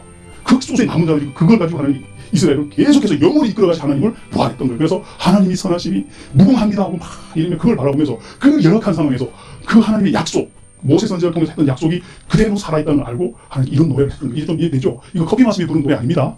분위기 탁 가지고 감정감이 부르는 노래 진짜 아니에요. 하나님이 피가 뚝뚝 떨어지는 노래입니다. 이거 제가 울면서 이게 이렇게 다가오더라고요. 야, 그 다음에 이렇게 그때부터 북한의 상황을 하나님의 심중을 바라보기 시작했다고 바라보기 시작하니까 안 보이는 것들이 많이 보이더라고요. 하나님이 남한 사람들이 누리는 축복 가운데 이런 게 있어요. 하늘의 하나님이 사람들에게 말을 하는데 그것을 사람이 말로 바꿔서 말해주는 사람들이 있어요. 남한에는 충만해요. 누구죠? 목사입니다. 근데 북한에는 그런 사람들이 없었던 거예요. 그러니까 하나님이 말을 하는데 말할 사람 없으니까 자연을 가지고 말을 시작한 거예요. 어떤 말을 시작했냐면요. 좋아. 김일성이 너희에게 먹을 것과 입을 걸 준다고? 오케이, 좋아. 내가 다 걷어가겠다. 누가 너희에게 먹을 것과 입을 걸 주는지 한번 보자 하고 깨끗이 걷어갔거든요. 그래서 북한 사람들이 300만 명이 굶어 죽고 10년이라는 그런 기간 세월을 보내고 이 하늘의 음성을 이제는 들었어요. 이 소리 없는 소리를 마음으로 들었어요. 언제 들었냐면요. 한장경 노동당 비서가 김정일에게 비밀 보고서를 듣고 갔어요. 지금 300만 명이 굶어 죽고 10년 하니까 김정일 위원장이 그 보고를 받고 이렇게 말을 했다고 해요. 괜찮다. 뭐 백성들이 죽은 거서 그러냐. 나는 남한을 적화 통일할 수 있는 군대하고 체제만 있으면 돼. 이렇게 나왔어요. 근데 물론 이 말이 북한 사람들이 알려지진 않았어요. 한장경 노동당 비서가 여기서 막 간증하면서 남한 사람들은 알지만 북한 사람들은 모릅니다. 그런데 이 보고를 받은 다음에 김정일 위원장이 한 일이 무슨 일을 했냐면 아버지 김일성이 묘지를 거절하는데 7억 8천만 달러를 썼어요. 그리고 그걸 거절하고 온 세상에 자랑을 했어요. 북한 사람이 TV로 그거 다 봤어요. 그리고 깨달은 거예요. 아, 저거는 신이 아니구나. 저건 사람도 아니구나. 저건 악마구나. 그리고 김정일을 향했던 충성과 믿음이 확 흔들렸어요. 이제 더 이상 북한 사람들이 김정일을 안 믿습니다. 남한에 좀 있지, 남한 청년들이 있지. 근데 이게 왜 어마어마한 기적이냐면요. 북한 사람들이 김일성과 김정일을 향했던 충성은요, 여러분들이 상상 이상이었어요. 그렇게 배고파 굶어 죽어가면서도 우리가 겪는 이 고통이 김정일 때문이라고 의심조차 못했어요. 저도 누나가 죽어서 먹을 거 없어서 중국으로 도망쳐 나오면서도 이게 김정일이가 악해서 이런 거야? 이렇게 생각 못했다니까요. 청년들은 군대 가서 허약에 걸리면서도 총각 북한이 되겠다고 막 구호를 불렀고 그렇게 된 걸 자랑스러워했고 그리고 막 그 청년들 돌격대 나가서 막 김정일이 충성하다 죽은 걸 영광으로 생각하고 이런 믿음 맞나요? 우리가 하나님을 이렇게 믿나요? 그냥 비유를 하면 북한 사람들이 그 김일성과 김정일에게 향했던 충성과 믿음은요 바위 같은 믿음이었어요. 의심조차 안 했으니까 그 엄청난 그 고통 속에서도. 그런데 이 믿음이 물먹은 담벽처럼 어느 한순간 전국적인 범위에서 확 어머졌어요. 기적이죠. 기적 아닐까요 이거? 하나님이 하신 일입니다. 하나님이 과거에 북한 땅에서 하신 일이에요. 10년이라는 끔찍한 재앙을 통해서 하나님이 영광을 돌이켰잖아요. 김정일이 갖던 자기 백성의 영광을 바꿔놨잖아요. 이게 과거에 북한에서 하나님이 행하셨던 일입니다. 그래서 제가 이걸 바로 보면서 제가 왜 이거를 북한 사람들이 이게 왜 중요한가면요, 우리 운명을 바꾸는 힘이 방법이 여기에 있습니다. 우리는 이렇게 생각할 거예요. 우리가 이때까지 우리가 그렇게 노력했음에도 불구하고 우리가 그렇게 고통스럽고 비참했던 이유는 김정일이가 아니고 우리를 괴롭혔던 존재는 누구죠? 그러면 탈북자들 하나님을 괴롭혔다는 거예요. 그래서 이게서 벗어나려면 우리가 자꾸 잘 사는 나라로 간다고 해서 해결이 안 됩니다. 이거. 하늘 아래 땅 위에 사는 한 이 힘에서 벗어날 길이 없어요. 우리가 딱 하나밖에 없습니다. 돌이키는 거. 하나님께 돌아가요. 그래서 제가 하나님께 이렇게 기도했어요. 좋습니다. 우리한테 이때까지 저주와 재앙이 이렇게 확실하게 뚜렷하게 나타났다면 돌이킬게요. 돌이키면 축복도 나타나야 돼요, 말아야 돼요. 그래서 했는데 나타나더라고요. 저 복 많이 받았어요. 그거까지 설명은 제 교만한 것 같아서 말 안 할게요. 아무튼 내가 이거 복을 경험해봐야 탈북자들한테 이 말 할 수 있잖아요. 저주와 재앙이 확실했던 것처럼 우리가 돌이키면요, 축복이 확실하게 나타납니다. 때렸던 것만큼 아버지기 때문에 때렸던 것만큼 우리가 피 뚝뚝 흘리고 기름 문대주고 안아주고 싸매주고. 그래서 제가 이렇게 그한테 뒤돌아봤더니 제가 하나님께로 마음을 돌이켜 돌아온 다음도 이렇게 저렇게 축복이 오는데, 좀 못 믿게 하나만 설명할게요. 제가 한국에 와서 이때까지 쭉 공부만 했어요. 와서부터 이렇게 지금도 이렇게 THM 과정을 하고 있는데, 무슨 공부만 했다는 말은 일을 못 했다는 거예요. 그럼 돈을 못 벌었다는 말이 되겠죠. 근데 제가 먹여 살리다시 좀 북한과 중국과 한국 하면서 10명입니다. 근데 제가 마음을 잡고 하나님께 이렇게 돌아오니까 내 한 사람을 통해서 북한, 중국, 한국의 우리 10가족이 풍성하게 먹고 살았어요. 이렇게 떼부자는 아니지만 부족한 것 없이 풍성하게 먹고, 지금도 그래요. 북한에 돈 보내고 싶어서 부모님하고 연락이 안 닿아서 그렇게 노력하고 울며 할 때 기적이 일어나서 또 연결이 되고 길이 만들어지고 돈이 가고 이렇게 해서 필요한 때 필요한 은혜들이 막 오는데, 그때는 그냥 탈북자니까 누리는 은혜인 줄 알았어요. 그런데 딱 돌이켜봤더니, 돌이켜서 내가 지나고 나눠줄 봤더니 하나님이 저에게 주셨던 은혜들이 얼마나 치밀하고 정밀하게 왔는지 다 보이더라고요. 그래서 그때부터 제가 탈북자한테 감히 말을 합니다. 돌아서라. 그럼 맞았던 것만큼 우리에게 복을 준다. 그래서 이걸 경험을 해야 돼요. 북한 사람들은 경험해야만이 다른 사람에게 말을 할 수가 있어요. 안 그러면 지식이 되거든요. 지식적인 말 말고 진짜 내가 해봤다 되더라. 그때부터는 이게 살아있는 복음이 된다. 그리고 북한 정권은 앞으로도 없어지지 않을 거예요. 왜 없어지지 않느냐? 북한 정권을 유지시키는 힘은 하나님이에요. 어떤 우예죠? 왜 그러냐면요, 구약 성경을 보면 하나님이 늘 이스라엘 백성들이 자기를 떠나서 다른 신을 섬기면 그걸 들여다 두드려 팼어요. 이게 신이라고 생각하냐? 좋아. 그걸 갖다 두드려 팬 것처럼 북한 김일성 정권도 북한 사람들을 때리는 몽둥입니다. 그래서 북한에서 김정일 정권을 없애려고 수많은 구태다가 일어났지만 다 실패했어요. 누가 보호해준 줄 아세요? 하나님이 보호했습니다. 북한 사람들 받아들이기 힘들 거예요. 그러나 분명히 그래요. 왜? 북한 사람들이 하나님께로 돌아오지 않는 한 북한 정권은 없어지지 않아요. 그러나 북한 사람들이 마음을 돌이켜 하나님께 돌아오면 북한 정권 없애는 거 하나님이 1도 아닙니다. 사람 죽이는 거 하나님 진짜 잘해요. 너무 쉬워요. 그거 돌이키는 거 힘들지. 근데 왜 없애지 않느냐? 북한 사람들이 안 돌이켰다는 거예요.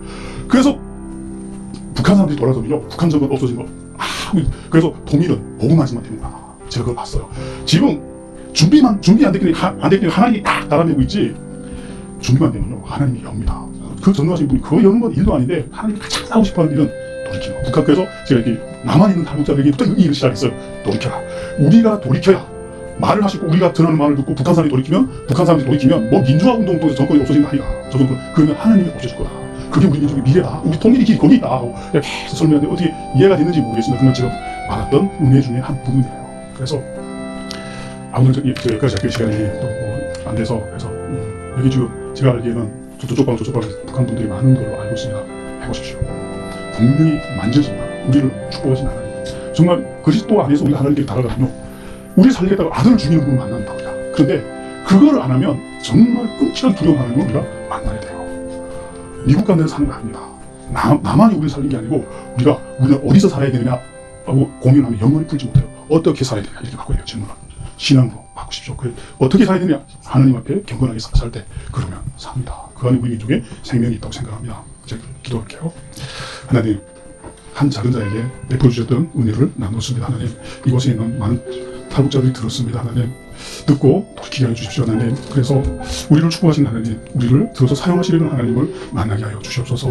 하나님, 그래서 우리가 살게 하여 주시옵소서. 예수님 이름으로 기도했습니다. 아멘. 북한 전 총리의 사위, 북한의 고위층이었던 남자.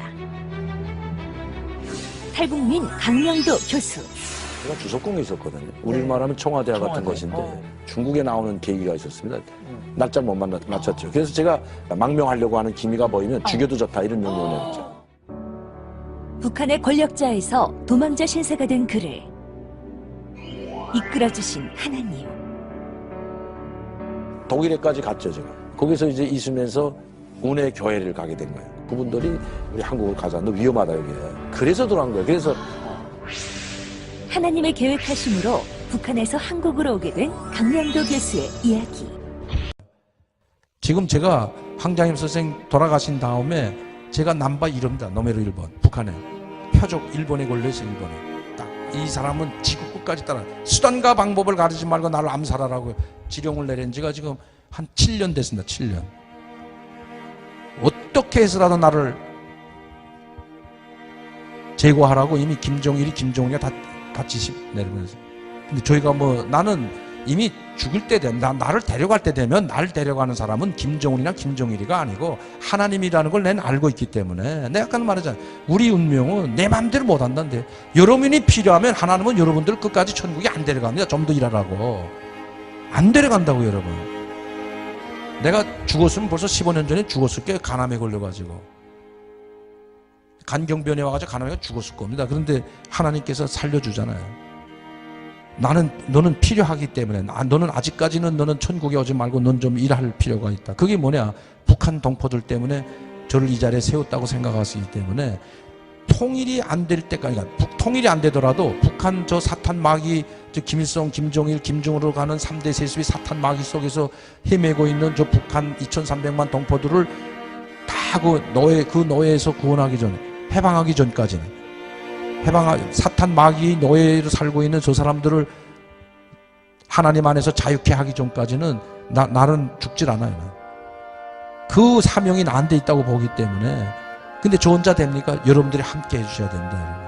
이제는 그 때가 된 겁니다. 이제는 더 이상 시간이 없어요, 여러분. 제가 여기서 여러분들에게 장담하는데 저는 여기서뿐만 아니고 작년에 제가 이야기했어요. 작년 한 5월 달부터 김정은 정권 지금 봐서는 3년 못 간다. 북한이 못 가는 게 아니고 김정은 정권은 3년 못 간다. 반드시 무너진다. 이 3대 세습이 그렇게 갈 수가 없다. 이미 나한테 하나님께서 주신 말씀을 보게 되고 응답을 보게 되면 3년 못 간다. 3년. 근데 이건 내 말이 아니고 북한에서 최고위원 최고위층도 이야기하는 게 최고위층도. 자, 3년 못 간다. 그 3년 못 가면 어떻게 되냐? 북한이 이 김정은이만 무너지게 되면 북한 전체가 무너지는 게 아닙니다, 여러분. 저게는 당 조직이나 이 국가 내각 이 조직이 피라미드처럼 위에서부터 밑바닥까지 다 잘 되어 있기 때문에 절대 무너지질 않아요. 그럼 그대로 갈 거예요. 그렇지만 3대 세습을 따르진 않죠. 그리고 김일성, 김정은이로 내려오는 이 세습을 받들진 않죠.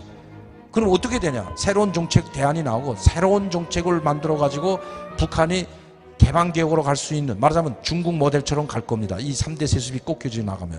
이 3대 세습이 무너지게 되면, 이게 잘리게 되면 그걸 자르려놓고 자기네가 구테타로 그걸 죽여놓고 와서 김일성 만세부를 바보가 어디 있어요. 그렇다면 그걸 지지해줘야죠.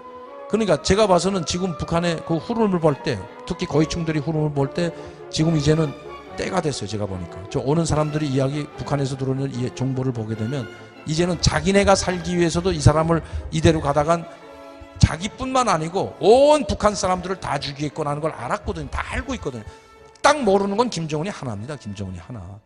모든 그 황병서, 그 주위에 있는 황병서, 최령해, 김원웅 국가안전보위부장을 비롯한 모든 사람들이 김정은이 식으로 가면 자기네 나라뿐만 아니라 자기도 멸망하고 국민도 국가가 멸망한다는 걸 다 알고 있어요. 다 알고 있어요. 이 한 사람만 치워버리면 되고 3대 세습만 꿇어버리면 된다는 것까지 이미 다 인식이 되어 있기 때문에, 그렇지 않으면 자기가 죽게 됐는데 자기네가 살기 위해서도 이건 끊어버립니다. 그게 언제냐? 3년 못 갑니다. 금년이 상당히 고비라고 보는데 아마 2016년, 2017년 말이나 2018년까지 가지 못한다는 거죠.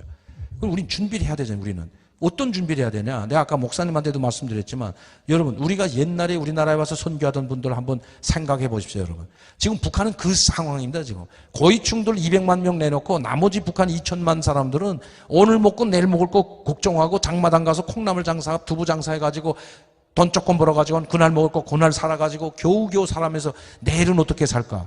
이걸 생각하는 게 북한 사람들이, 대다수 북한 주민들이기 때문에 아무것도 가진 것이 없는 기초생활수급자 같은 이 사람들한테 우리가 들어가서, 여러분들이 들어가서 선교하고 전도하고 하나님을 믿고 우리 주 예수님의 구원을 받으라고 우리가 그날 설교할 때 그 사람들한테 우리가 밥 한 끼는 사줘야 될 거 아니냐고요.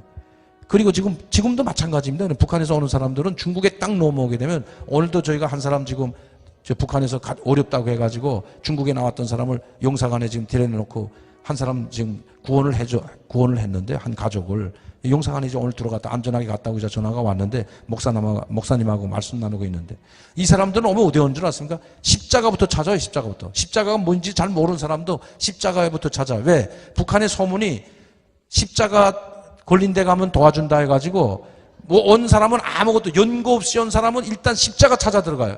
진짜 오게 가면 도와주거든.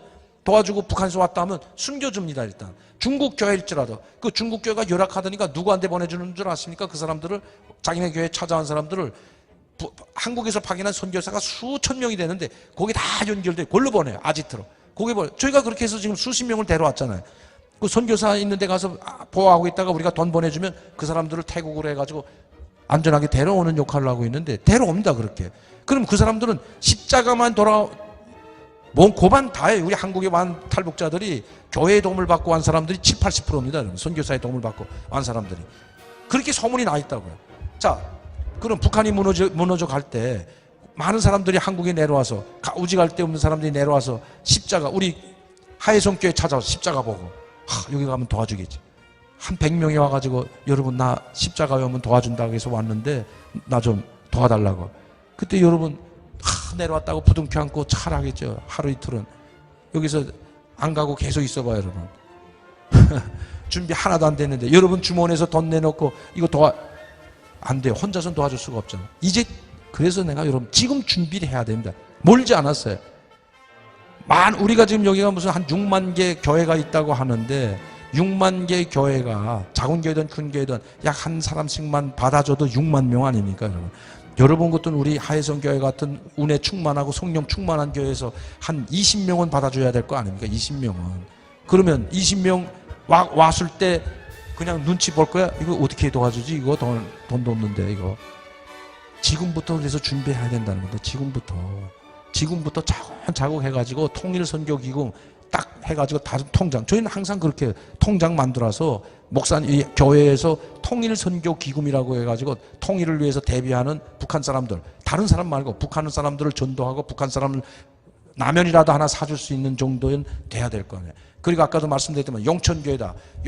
우리 영천 내면 우리 노예가 영천에다 그래도 가서 큰 교회는 하나 세워놔야 될 거 아닙니까? 영천이 어딘 줄 아세요, 여러분? 폭파 사건 일어났던데요. 왜?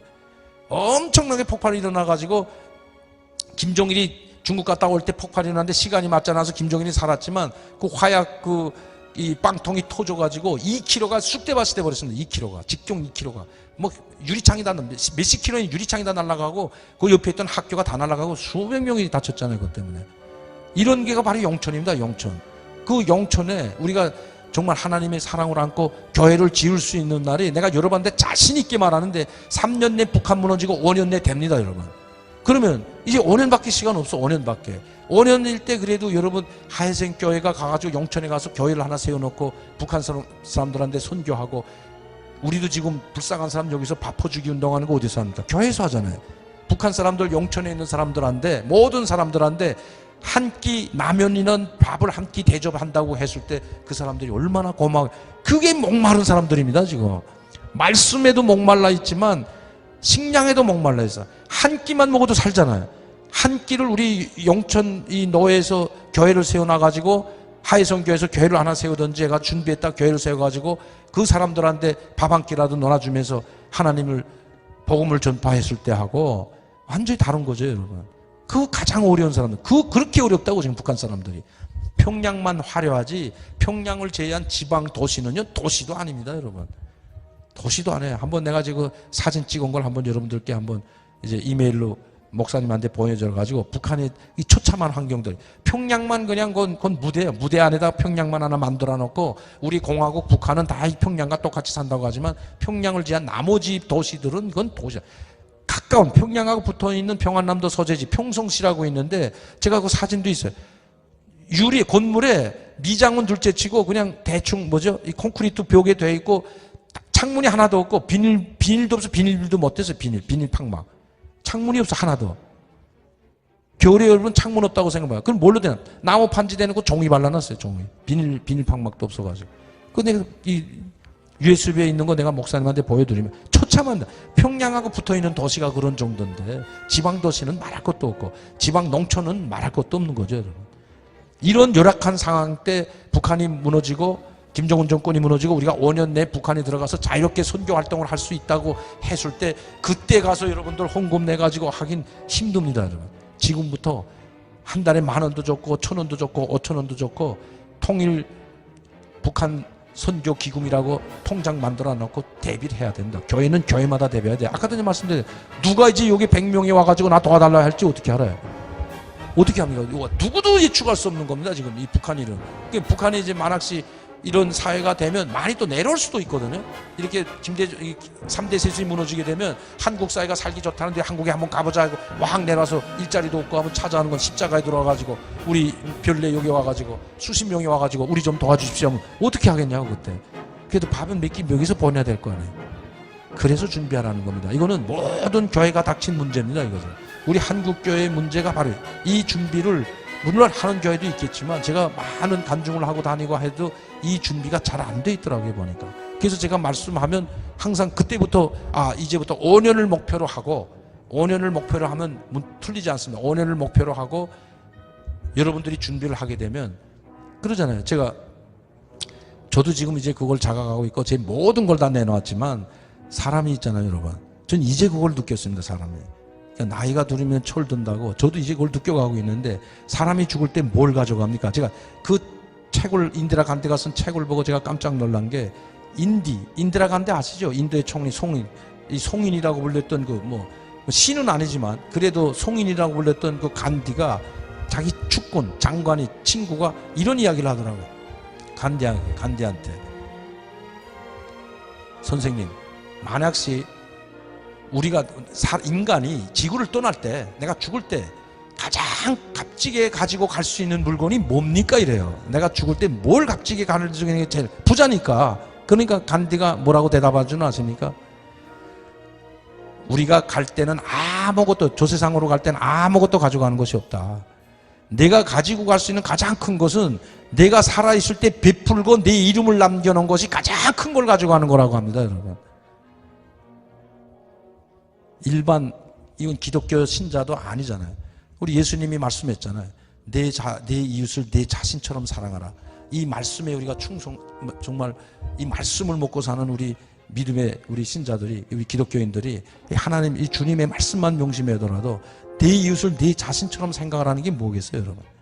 우리가 항상 내 이웃을, 여러분 다 옆에 있는 거 다 이웃이고, 멀게는 북한 주민이 우리 이웃이 아닙니까? 우리 동포 같은 이웃이고, 그 영혼을 하나님께로 구원할 우리 사명이 우리한테 있는데 여러분들이 그 사람을 북한에 있는 저 초절하게 살아가고 있는 저 북한 동포를 내 이웃이라고 생각한다면 답은 나와 있습니다. 여러분들이 앞으로 어떻게 이걸 풀어나가야 될지, 앞으로 북한 문제를 어떻게 풀어나가고 어떻게 돼야 될지, 이것이 한국에 우리가 전쟁을 막고 북한이 김정은 3대 세습을 끊어버리고 그 노예의 사슬을 끊어버리고 이 전쟁을 막고 한반도가 평화적으로 가는 삶이 바로 여기 있습니다. 한반도의 평화를 정착시키고 하는 그것이 바로 우리들한테 달려있다는 거. 여러분들이 마음에 달려있는 게 그 마음이 전해졌을 때 김정은한테 충성하겠습니까, 여러분? 많은 교인, 다른 사람은 몰라도 한국에 있는 모든 교인들, 기독교인들은 우리 북한 동포들을 생각해서 지금 저축하고 있고 다 동포로 생각하고 너희를 도와주기 위해서 지금 모든 걸 다 최선을 다하고 있다. 앞으로 통일이 되든 통일이 안 되든 너희를 도울 수 있는 준비는 다 갖춰져 있다고, 그런 믿음이 저게 생긴다면 여러분 한번 생각해 보십시오. 여러분, 이 땅에 전쟁이 일어나겠냐고요? 북한 핵무기 20개가 우리가 두려워하겠냐고? 이건 다른 사람은 할 수가 없습니다. 믿음을 가진 우리 외에는 이 문제를 해결할 수가 없고, 이런 마음을 가진 마음에서 하나님께 기도하고 주님께 기도하고 매달리게 되면 반드시 하나님은 응답해 주십니다. 제 경우가 바로 그랬습니다. 여러분. 제가 다 시간이 없어 말씀 못 드리지만 죽을 고비를 수차례 제가 말씀드렸잖아요. 8년 동안에 졸업한 사람은 지구에서 나 하나밖에 없습니다. 대한민국에서 나 하나가 아니고 8년 만에 졸업한 사람은 저 하나밖에 없어요. 그것도 제족당했다가, 저 제족당했을 때였습니다. 금년 2월 달에 가니까 작년이죠. 작년 2월 달에 공부하러 가니까 7년 쉬고 공부하러 가니까 제족당했다고 하더라고요. 제족당했다가 다시 복귀해가지고 복귀해가지고 복학해가지고 공부를 마친 사람은 저 하나밖에 없어요.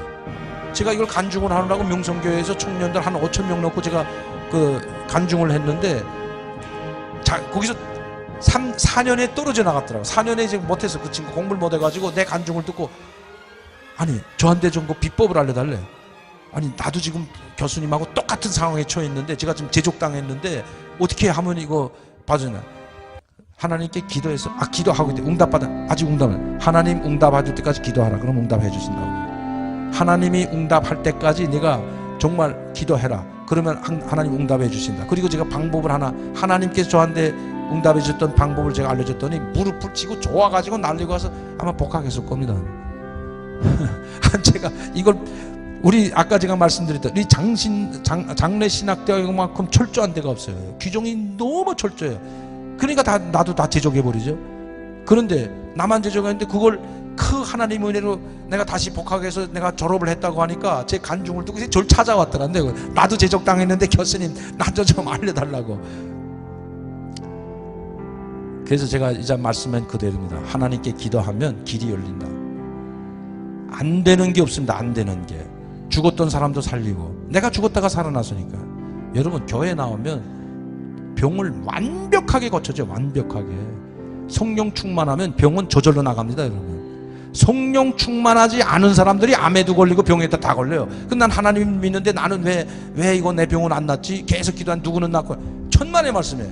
성령의 불이 있는 사람은 눈빛만 봐도 알아요. 눈빛만 봐도 내 마음에 성령 충만하면 병이 다 나가. 있던 병도 나갑니다. 여러분 그걸 믿으시기 바랍니다. 여러분 성령 충만하지 않으면, 믿음이 충만하지 않으면 조금 믿음 가진 건 안 됩니다. 진짜 믿음이라는 게 뭐냐, 내가 죽으면 죽으라는 하나님을 붙잡고 가는 믿음이 있으면 병도 나갑니다. 여러분 내 그 병마를 그래서 내가 이긴 사람이에요. 내 정말 하나님 앞에 무릎 꿇고 눈물을 흘리면서 진짜 내 하나님 죽으려면 죽고 살려면 살겠습니다. 하나님 내가 지금까지 잘못 살아왔다. 이제부터 하나님 위해서 내 모든 걸 다 바치겠다고 눈물로 한번 기도해 보십시오. 여러분 반드시 응답이 옵니다. 여러분 그런 마음을 가지고 북한 사람들을 도와줄 때 김정은이가 핵폭탄 100개, 200개, 1000개 가지고더라도 우리를 위협할 수 없는 무용지물, 그 핵폭탄이 나무 같은 그런 핵폭탄이 될 줄 여러분들이 믿고 기도해 주시기 바랍니다. 그리고 다시 한번 말씀드리지만 시간이 없기 때문에 제가 이건 여러분들한테 약속이지만 하나님과에도 약속이고 하나님이 저한테 주신 약속이기 때문에 김정은이 두고 보십시오. 3년 못 갑니다. 3년. 이게 뿌리 잘려요. 김정은이 이제 막 떨어질 거예요. 그리고 나서 2년 있다 5년 정도가 되면 남북관계가 회복이 돼가지고 자유롭게 북한을 갈 수 있는, 물론 그렇다고 무슨 판문점이 없어진다는 거 아닙니다.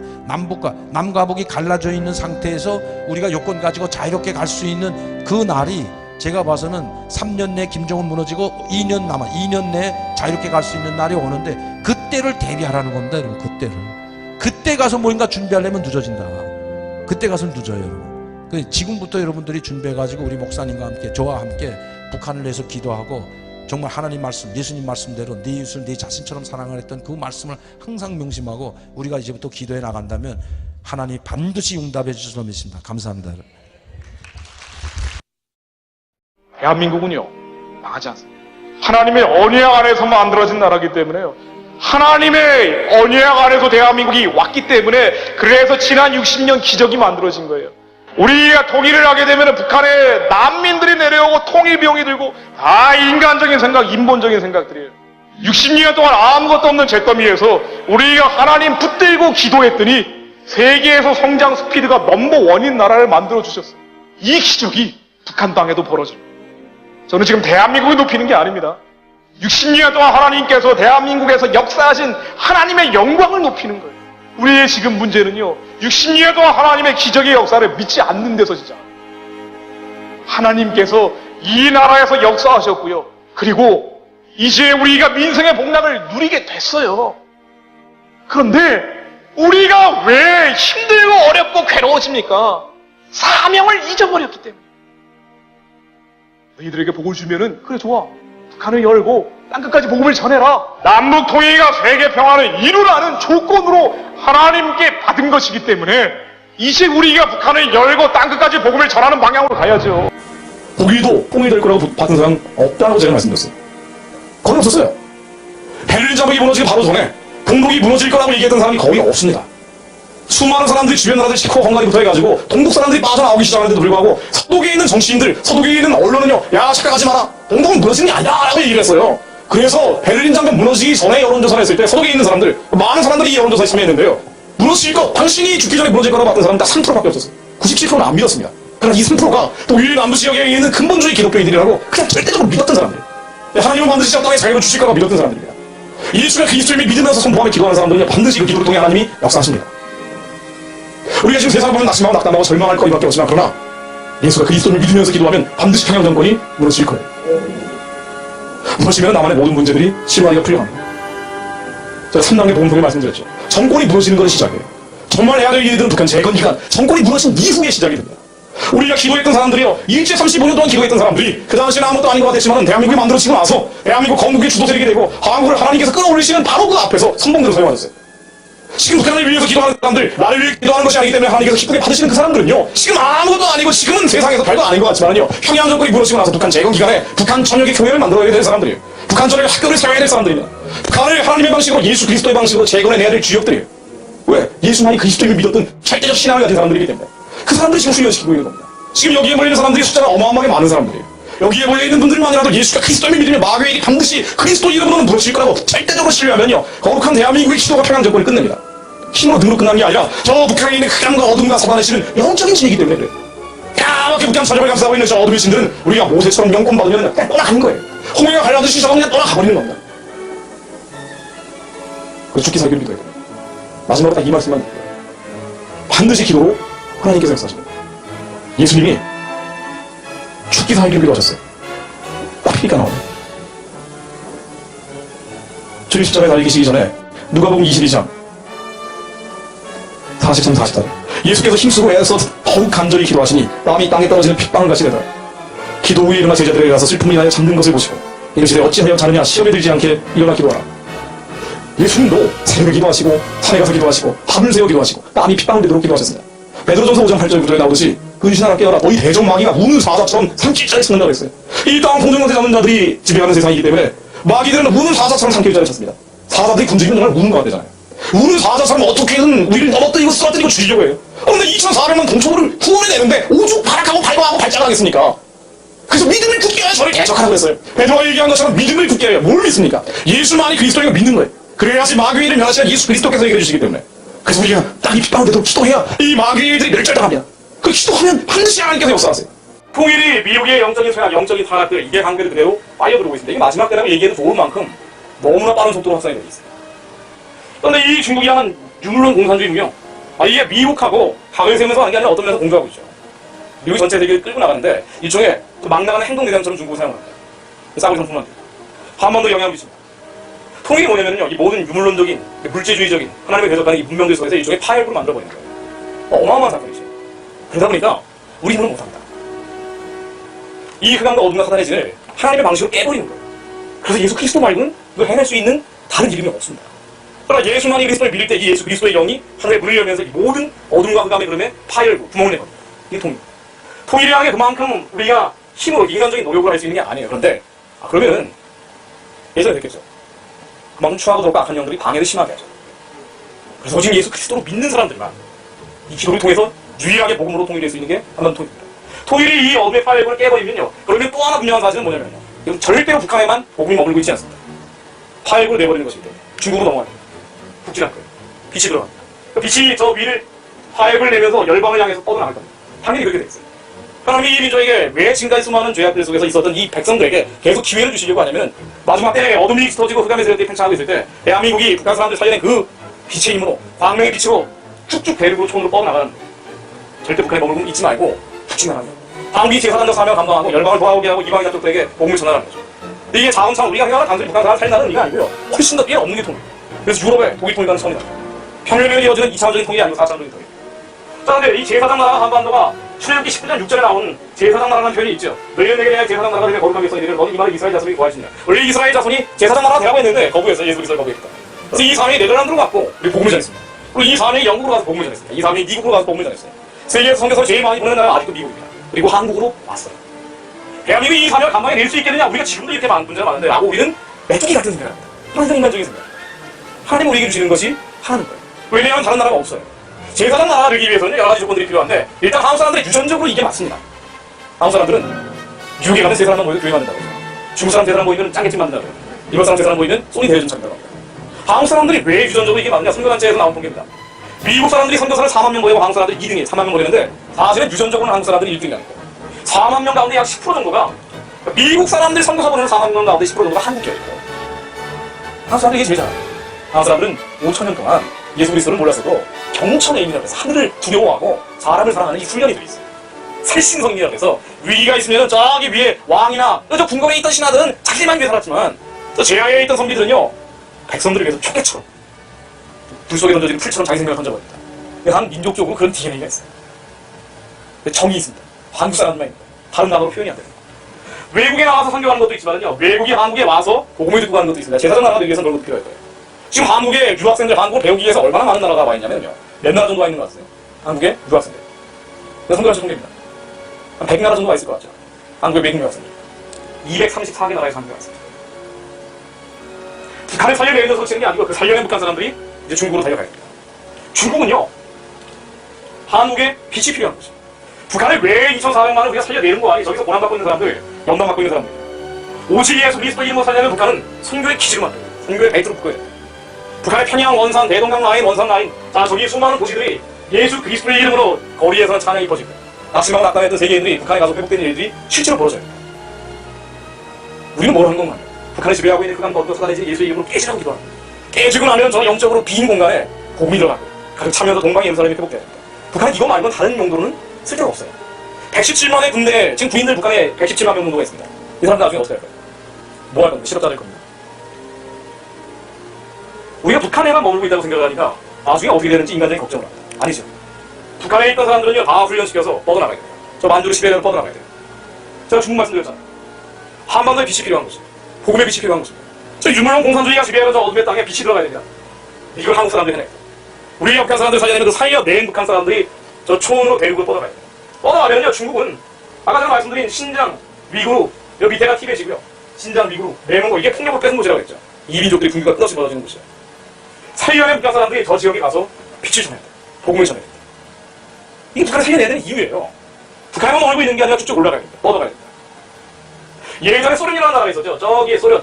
이 소련이라는 나라가 카자흐스탄, 우즈베키스탄, 투르크메니스탄, 타지키스탄, 키르기스탄 요 나라들이 예전에 소련이라는 나라였어요. 소련이라는 공산주의 국가가 차지하고 있어요. 공산주의 국가가 저기를 지배하고 있다가 깨져버렸죠. 러시아가 떨어져 나오고 제일 큰 덩어리였고 나머지 나라들이 독립을 했습니다. 그런데 공산주의는 기독교를 탄압을 하죠. 뭐 공산주의가 지배하고 있던 저 탄 국가들 공산주의가 사라지고 나니까 뭐가 들어갔죠? 영적으로 빈 공간이 없어요. 이슬람 들어갔죠. 근데 지금 이슬람이 한 60%가 아니라 거의 90% 가까이 가는 국가예요. 카자흐스탄, 우즈베키스탄, 투르크메니스탄, 타지키스탄, 키르기스탄 마찬가지입니다. 중국이 열리게 되면 저기 티벳, 신장, 위구르 내몽골이죠. 중국의 유물론 공산주의라는 분명히 사라지고 나면 거기에 뭔가로 다시 채워줘야 돼요. 영적으로 저 비어있는 공간을 뭔가로 다시 채워줘야 됩니다. 이걸 북한 사람들이 해줘요. 그래야 저 사람들이 살아납니다. 그래 빛으로 회복이 됩니다. 우리가 가야 될 길이 너무나 명백합니다. 대륙이 열리고 초원이 열리고 실크로드를 넘어서 쭉쭉 뻗어 카자흐스탄, 우즈베키스탄, 투르크메니스탄, 타지키스탄, 키르기스탄 북한이 열린 다음에 티벳, 신장, 위구르가 열리고 그리고 여기에 열려서 살아난 사람들이 저 지역을 가는 거예요. 그 다음은 이슬람. 주체사상하고 싸워본 경험이 있는 한민족은 이슬람과도 싸워서 이길 정도의 한 차례 만들고 있습니다. 카스피를 지나면 조지아, 아르바이잔루만, 터키를 지나 이제 예루살렘까지 그대로 이어집니다. 주님이 오실 길을 얘기하는데 몽골 초원을 지나서 쭉 따라가면 결국은 이스라엘로 가게 됩니다. 저는 이렇게 생각합니다. 한국 사람들에게 어떤 사명이 있을까? 북한 사람들 왜 살려내야 될까? 살려낸 다음에 할 일이 있게 돼요. 우리가 정말 할 일이 많은 데서 다른 나라가 없어요.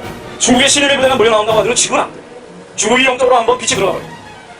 복음 통일에서 저 유물론 공산주의 문명 지금 이제 믿을 때 아무 나라도 없어요. 강대국을 의지하기 어려운 상황입니다. 우리가 오직 하나님만 의지해서 복음으로 북한을 열고요. 열린 북한이 다시 중국을 열어요. 또 열리게 돼요. 그럼 이 열린 사람들이 그 다음에 어디로 가느냐? 티벳, 신장, 위구르 지나 탄탄한 국가를 지나 그 다음 예루살렘으로 가요. 예루살렘에서 이스라엘 사람들을 회복시키는 게 누구의 역할이냐? 우리가 말씀을 한번 돌아볼게요. 이사야 41장입니다. 이 고레스 왕에 대한 얘기라고 얘기하는데 구약에 나오는 고레스 왕들이 유대인을 회복시킬 때 얘기라고 하죠. 자, 그럼 나중에 한번 읽어볼게요. 이중적으로 해석되어 있어요. 너무나 많습니다. 내가 한 사람을 이렇게 북방에서 오게 하고 내 이름을 부르는 자를 해놓는 곳에서 오게 하였나니 이사야 41장의 25절 제가 이제 생각나니까 25절만 가져왔는데 21절부터 쭉 나오는 얘기예요. 이스라엘이 회복이 된다. 내가 한 사람을 이렇게 북방에서 오게 하고 내 이름을 부르는 자를 해놓는 곳에서 오게 하였나니 그가 이르러 고관들의 석회같이 후기자가 지면을 밟은 같이 하이니 권력자들 다 하나님께서 뭉개버린다는 얘기예요.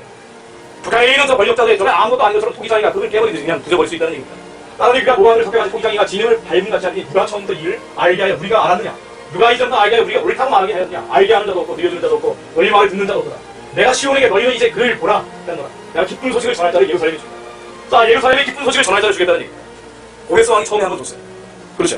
그래서 이스라엘 사람들을 보통으로 돌아가게 했어요. 그럼 지금은 이스라엘, 예루살렘 백성들이 기쁜 소식이 필요하지 않습니다. 지금도 필요하죠. 예수 그리스도로 인정하지 않기 때문에. 복음이 없기 때문에. 지금 예루살렘의 기쁜 소식을 전할 자들이 필요합니다. 분명히 필요합니다. 시온에게 너희는 이제 그를 보라. 자, 누군가 한 사람이 북방에서 오고 내 이름을 부르는 자들이 해돋는 곳에서 북방에서 예루살렘의 기쁜 소식을 전하기 위해서 온다는 얘기입니다. 지금 와야 된다는 얘기예요. 이사야 46장 11, 13절. 이스라엘에 보게 대한 얘기인데요. 내가 동방에서 독수리를 부르냐. 먼 나라에서 나의 모래가 이룰 사람을 부를 것이다. 이스라엘을 회복하기 위해서 동방에서 독수리가 온대. 먼 나라에서 나의 모래가 이룰 사람이 온대. 지금 회복돼야죠, 당연히. 그렇죠. 개선 성경도 세워져야 돼. 누군가 오는데 동방에서 오고요. 먼 나라에서 모래가 이룰 사람이 오는데 내가 나의 일을 가깝게 할 것인지 상가가 멀지 아니하니 나의 구원이 지체치 않을 것이다. 나의 영광인 이스라엘의 구원은 시온에 풀리다. 나의 구원은 시온에 풀려 예루살렘에 베풀겠다는 얘기입니다. 또 볼까요? 이사야 55장 5절. 그러나 네가 알지 못하는 나라, 예루살렘아 너희들이 알지 못하는 나라가 내가 부를 것이며 네가 알지 못하는 나라 부르겠다는 얘기예요. 그러니까 너를 알지 못하는 나라가 내게를 달려오거든. 여호와 내 하나님 곧 이스라엘의 거룩하신 이거 말미암니까? 그가 너를 영화롭게 하는다. 그리고 이사야 52장 7절. 좋은 소식을 전하며 평화를 공포하며 복된 좋은 소식을 가져오며 구원을 공포하여 시온을 향하여 이르되 내 하나님이 동치하신다는 자의 산을 넘는 바에 어찌 그리하는가. 좋은 소식을 전해. 굿뉴스죠. 복음이죠. 고레스 왕의 복음일 뿐 아니라 지금 예루살렘 백성들에게 좋은 소식을 전할 사람들. 그래서 예수 그리스도께서 다시 오신다고 할 때 그들이 주 예수여 어서 오시옵소서 하는 날까지 오시지 않는다고 했죠. 이스라엘 백성들이 회복될 때 주님이 다시 오신다고 했습니다. 주님이 다시 와야지 다시는 슬퍼하는 것이나 곡한도 애통하는 것 없이 우리가 더불어 행복하게 살 거예요. 영원한 기쁨 속에 있게 될 겁니다. 예수 그리스도가 다시 와야 되는데 이스라엘 백성들이 회복돼야 됩니다. 그런데 이스라엘 백성들에게 회복되기 위해서 좋은 소식을 전할 사람들이 필요합니다. 평화를 공포하며 복된 좋은 소식을 가져오며 구원을 공포할 사람들이 필요해요. 동방의 독수리라고 표현하죠. 해온 곳에 온답니다. 내 이름을 부르는 자들. 먼 나라에서 온답니다. 나의 모략을 이룰 사람입니다. 너를 알지 못하는 나라라고 합니다. 네가 알지 못하는 나라. 하여튼 이스라엘 나라 아주 멀리 있는 나라 동방에서 알지 못하는 나라가 옵니다. 이거 어떤 나라죠? 이 나라가 어떤 나라죠? 이 나라가 기쁜 소식을 전하고 좋은 소식을 전하고 복된 좋은 소식을 가져오고 나의 구원을 공포하고 평화를 공포한다. 저 평화를 공포한다. 저 말씀을 보면서 아주 그냥 온몸에 소름이 돋아요. 이스라엘 백성들을 회복시키기 위해서 먼 나라에서 동방에서 독수리가 오고 네가 알지 못하는 나라 너에게 복된 소식을 전하고 그리고 좋은 소식을 전하고 굿뉴스를 전하고 평화를 전하고. 그러니까 예전에 말씀드렸지만 대한민국이 만들어진 이유가 있습니다. 우리가 5,000년 동안 미신 따라가잖아요. 당연히 멸망받아 마땅한 백성들이 되고 하나님이 이 민족에게 기회를 주셨어요. 그리고 전 세계 민족 가운데 스스로 복음을 받아들인 유일한 백성들이 한 민족이 있어요. 남방이라고 해가지고요. 조선시대 말기에 양반들 가운데 중국과 같은 복음을 스스로 받아들인 사람들이 많았어요. 세계에서 유일한. 이 백성들 가운데 물론 너무나 오랜 기간 미신 따라가고 붙하다가 망해버렸죠. 그럼에도 불구하고 서양 선교사들 많은 복음의 선진들이 와서 이 땅에 헌신하고 희생하면서 예수를 그리스도라고 부르기 시작했습니다. 이 예수를 그리스도로 부르면서 우리가 예전에 생각했던 그 하나님에게 갈 수 있는 길이 드디어 찾게 되다라고 전심을 다해 기도하는 사람들이 나왔어요. 그 사람들 가운데 한 명이 대한민국 건국의 주인공이었던 이승만 같은 사람이죠. 이승만이 1915년에 지금으로부터 102년 전에 1913년 나라가 망하고 나서 즉 한의 압방이 있고 나서 3년 있다가 한국교회 핍박이라는 책을 쓰면서 이런 얘기를 합니다. 우리 조선 사람들 참 특이하다. 나라 다 망해버려가지고요. 아무 희망도 없고 살 소망이 사라져버렸는데 이 사람이 하나님을 만나가지고 그 뜨거운 마음으로 이 민족이 그대로 이식을 하면서 전파를 하면서 우리가 언젠가 하나님을 제대로 만나면 반드시 하나님이 이 민족을 회복시켜 주실 것인데 이게 102년 전에 나온 얘기입니다.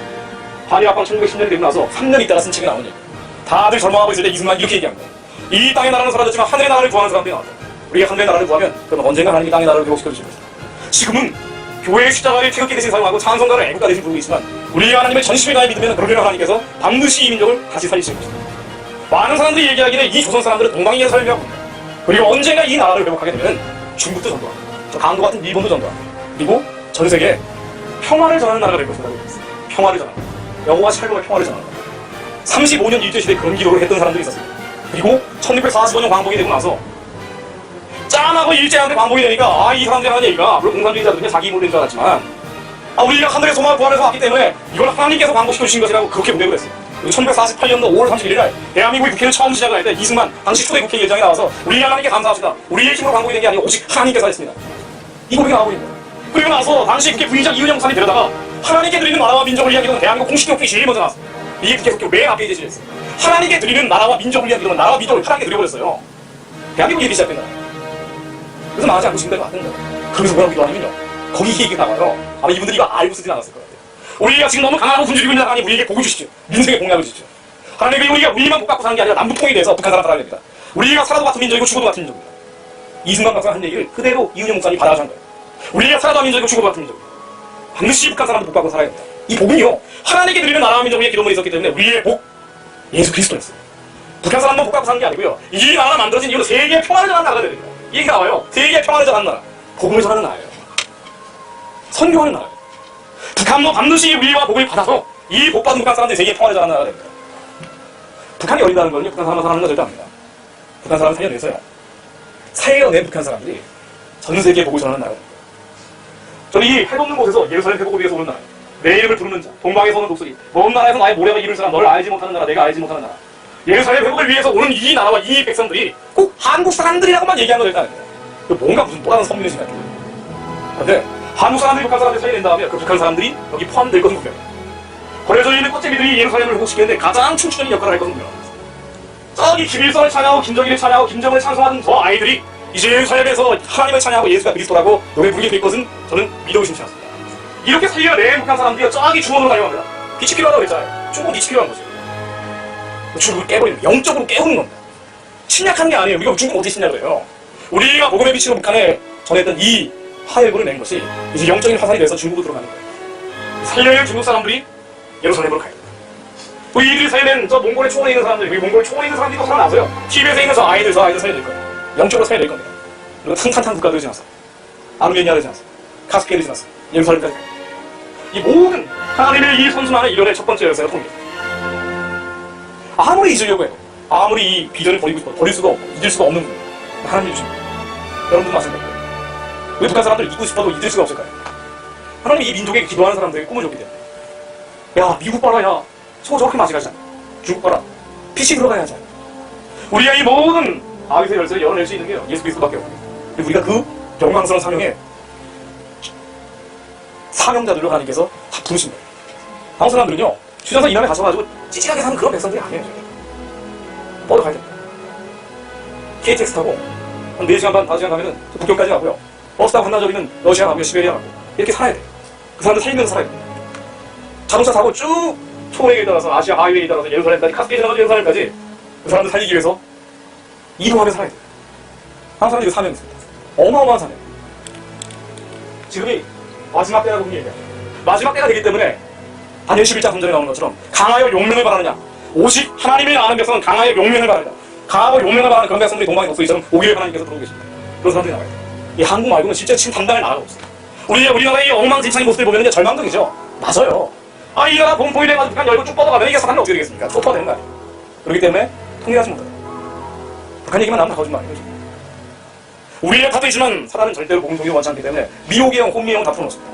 그러나 우리 안에 계신 성령님의 그 은밀한 메시지를 따라가면요, 우리가 이 어둠의 시절에 오직 하나님을 아는 백성으로 강하게 용맹을 바라면서 파세어 가는 겁니다. 여러분들 절대 이해 안에 갇혀 사는 거 아니다.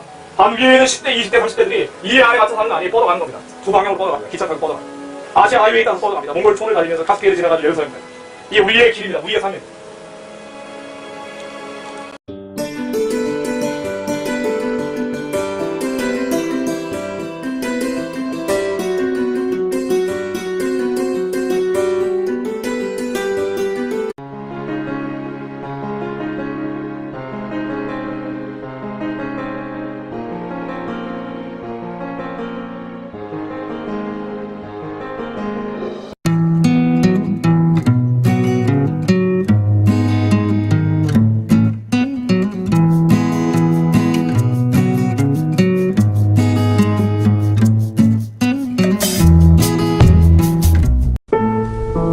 나의 부모님은 모두 후대 교육에 일생을 바친 교육자들이셨고 당과 수령에 너무나 충성스럽던 열성분자셨다.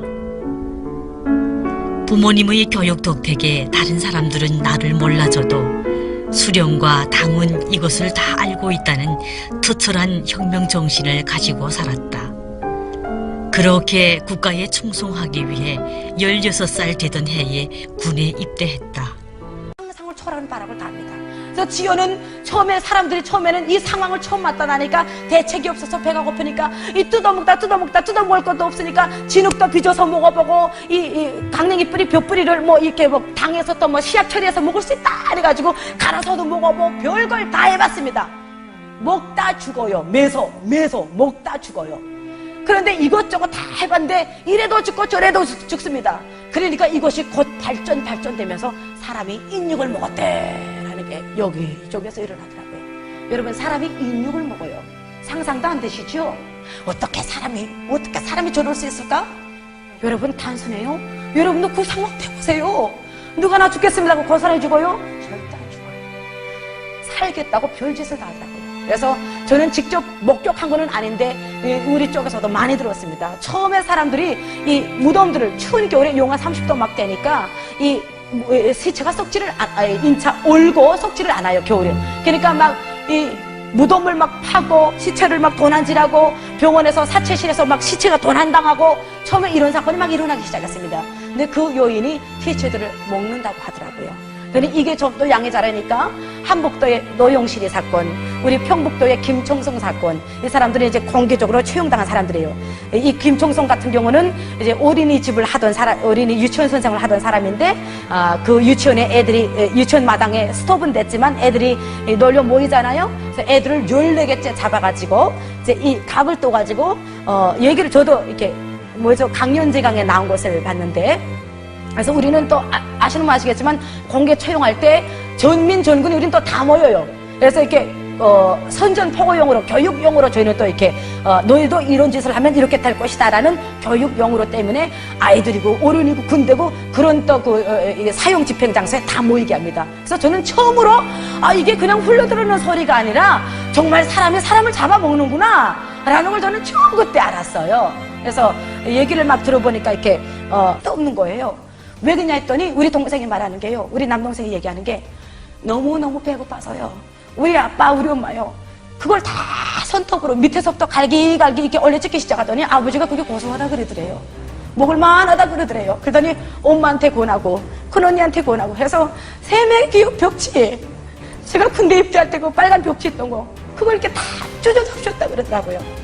그래가고 그래도 제가 군대 나갈 때는 이렇게 농짝, 나무로 된 농짝도 있었고 장판도 있었습니다. 그게 아무것도 없는 거예요. 근데 온몸이 얼어드니까 움직이지를 못하고 몸은 얼어들고 하니까 그 자리에서 일어서 그냥 식칼로 그 농짝 하나씩 다 재워서 그 자리에서 착각 재워가지고 밖에서 뒤통이 끊어가지고 깎으로 엎어놓고 이렇게 솔솔 이렇게 창판까지 갈기갈기 다 찢어서 몸이 얼어드니까 움직이지는 못하시니까 이래 그걸 이렇게 다 찢어가지고 그렇게 하고 돌아가셨더라고요.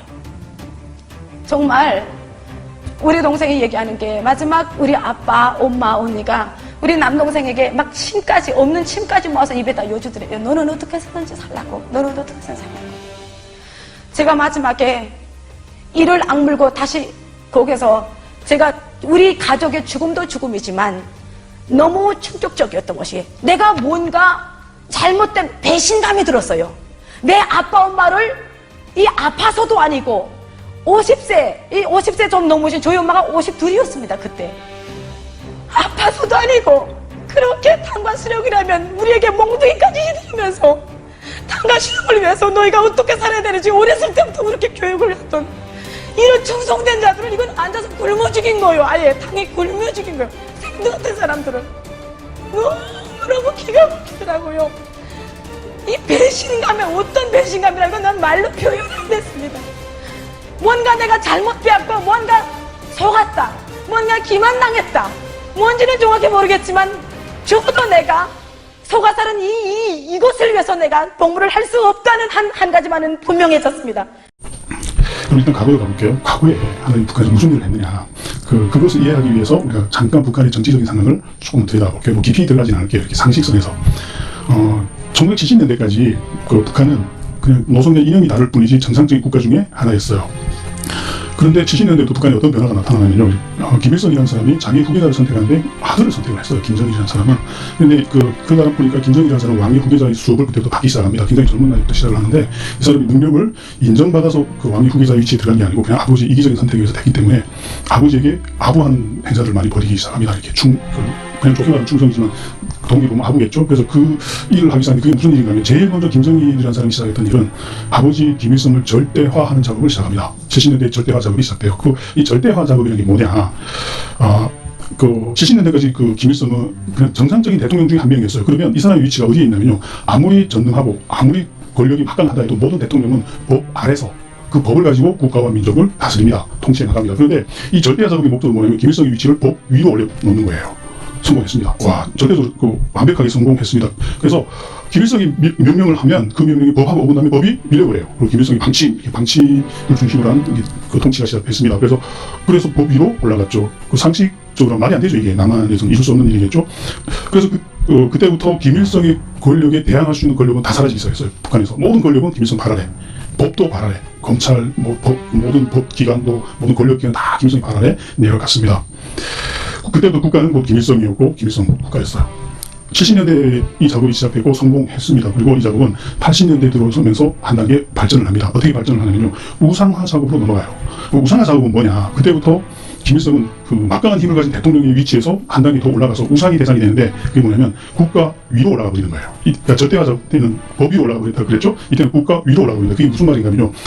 그 상식적으로 생각하면 모든 대통령은 나라와 민족을 위해서 봉사를 하는 사람이에요. 그러니까 국가가 잘 되기 위해서 민족이 잘 되게 하기 위해서 일을 하는 사람이에요. 그런데 이 우상화의 목적은 뭐냐면 뒷거꾸로 국가와 민족이 김일성을 위해서 일을 하는 거예요.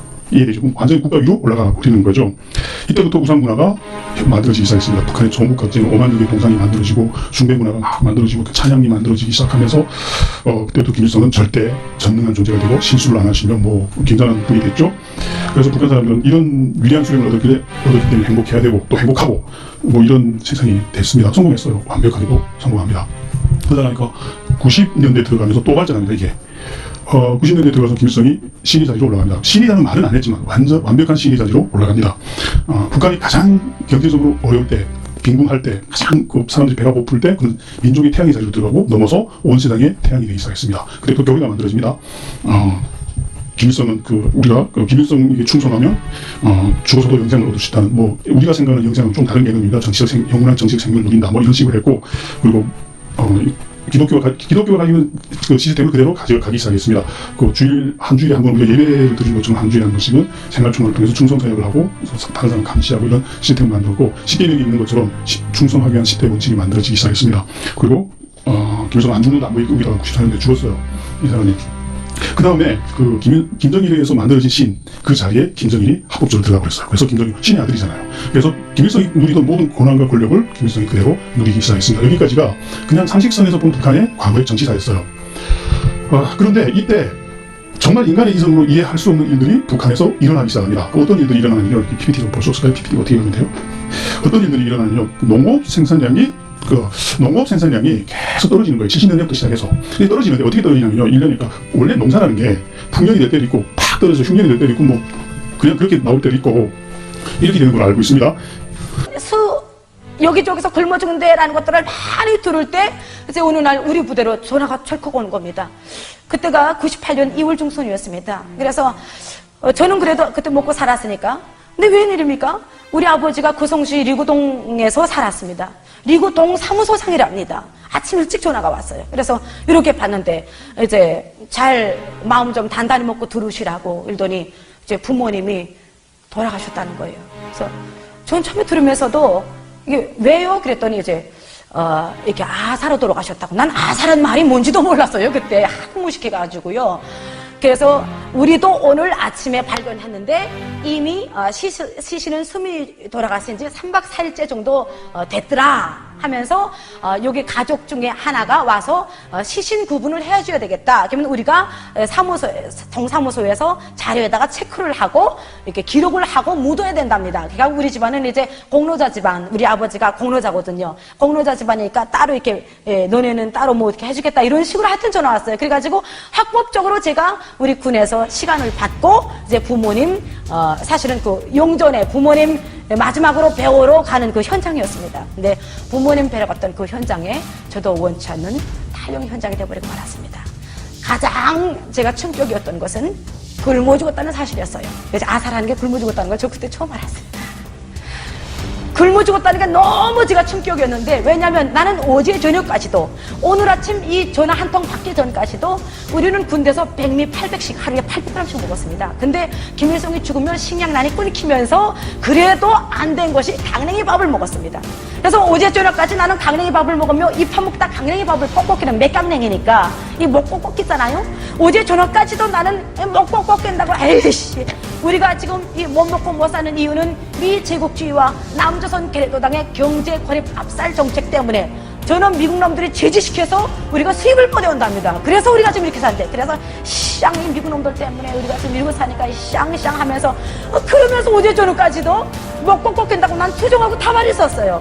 근데 정작 하루아침 자고 일어났더니 아니 우리 식구들 굶어서 죽었다는 거예요. 제가 너무나 충격적이었던 게 그것도 하루아침 죽은 게 아니라 그 굶어서 그 죽기 직전까지 그 과정이 얼마나 처절했겠어요. 하루아침 죽었겠어요. 그 죽기까지의 과정이 그 보름 20일이라는 기간 동안 얼마나 몸부림쳤겠냐고요. 제가 동생으로부터 들었습니다. 얼마나 배가 고프셨으면 제 남동생 얘기를 들어보니 아야 굶어서 너무 굶으시니까 이렇게 운신을 못 해버리시고 고립 상태가 되어버렸답니다. 운신을 못 하셔서 이렇게 맥이 없으셔서. 근데 1월 중순이면 북한이 얼마나 춥습니까? 먹지 못한 데다가 더 추우니까 온몸이 그냥 이렇게 고립 상태 되어버렸어요. 나가지도 못하고 들어오지도 못하고. 그런데 제가 군대 나갈 때는 벽에 이렇게 벽지라도 있었고 그랬거든요. 장판이라도 이렇게 벽지 바르고 장판했거든요. 그런 게 한 개, 우리는 냉장고 같은 거 없잖아요. 뭐 신랑네는 거기하고, 우리 신랑네하고 비교하면 안 돼요. 거기는 이제 저 엘리트 평양 사람이고, 상류층이고, 우리는 아주 최하층 지방 사람들이고, 그래가지고, 오래 두고 변질 안 되고 먹으려니까, 이제 땅에, 우리 독이 크잖아요. 거기다가 이렇게 각을 떠서 부패될 만한 이런 것들은 꺼내고, 또 소였고 이 돌소금들을 이렇게 꽉 소금을 이렇게 꽉 지어서 짜게 이렇게 요물 시켜가지고 했던 그런 짓을 했다 뭐 이런 식으로 저도 그때 처음 알았습니다. 그래가지고 사람의 이 머리칼, 이빨, 이 손톱까지도 하나도 버릴 게 없대요. 이걸 다 고열로 끓이면 이게 다 고칼로리 이 사람 몸에 좋은 뭐래 그런 먹을 수 있는 것들이래요. 그래서 이게 다 죽이 된답니다. 이 머리칼도 오래 끓이면 다 죽이 된대요. 죽. 그래서 저도 그런 얘기를 처음 들었어요. 근데 제가 담담하게 말할 수 있는 것은 본 적은 없으니까 저도 많이 들었기 때문에 사실 이것이 거기에 현실로 지탱되고 있다는 것을 저는 그쪽에서 많이 듣고 이래 왔는데 그 올스톱이 되면서 제가 처음으로 저는 군대 생활을 하면서 나는 먹고 살았기 때문에 기통수를 제가 한 6개월 정도 했습니다. 기통수. 여기서 뭐라 하는지 모르겠어요. 이렇게 문권을 나르는 2명씩 쌍지어서 무게지고 중요 문건을 직접 수동으로 나릅니다. 이것을 제가 한 6개월 정도 했거든요. 기통수를 하면서 그 정주역에서 그리고 신의주역 대합실에서 저는 그런 걸 처음 봤습니다. 그래가지고 정말 이렇게 굶어 죽어가는 정말 다 죽게 된 어린인데 뭘 그래요. 물을 정작 떠주니까 먹지도 못해요. 근데 옆에 사람들이 건접도 말래 가지도 말래 18이가 윈닝도를 왜기나대 쟤는 물 찾아서 주니까 정작 주니까 먹지도 못해요. 삼키지도 못해요. 쫙 눈에 안 보이도록 부었어요. 근데 그건 저도 이게 몇 시간이면 죽는답니다.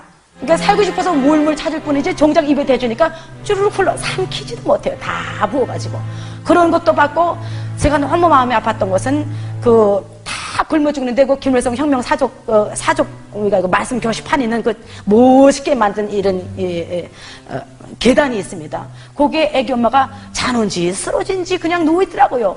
근데 제 눈길을 끌게 한 것은 애기가 거기서 막 엄마 품을 이렇게 뜯으면서 찌찌 달라고 애가 울어대는데 애기 소리가 너무 제 귀를 끌게 했어요. 애기가 얼마나 몇 날 며칠을 엄마를 찾았는지 애가 목이 다 쉬었어요. 서너 살, 내 보기엔 애기 같은데 서너 살 되는지 난 모르겠어요. 근데 찌찌 달라고 그러는지 뭘 달라고 그러는지 애가 이 발음이 다 흐트러가지고 하는데 이 하는 소리가 너무 불러가지고 목이 다 쉬어버렸더라고요. 근데 엄마는 미동도 없어. 제 생각해 보기에는 엄마가 죽은 것 같아요. 제가 가까이서 볼 수 없어서 나는 빨리 시간 돼서 빨리 저는 이제 우무병이니까 가야 돼서 그 어떤 것들이 늘 제 마음에 이렇게 밝혔던 눈에 아직도 선한데 제가 어느 날 이런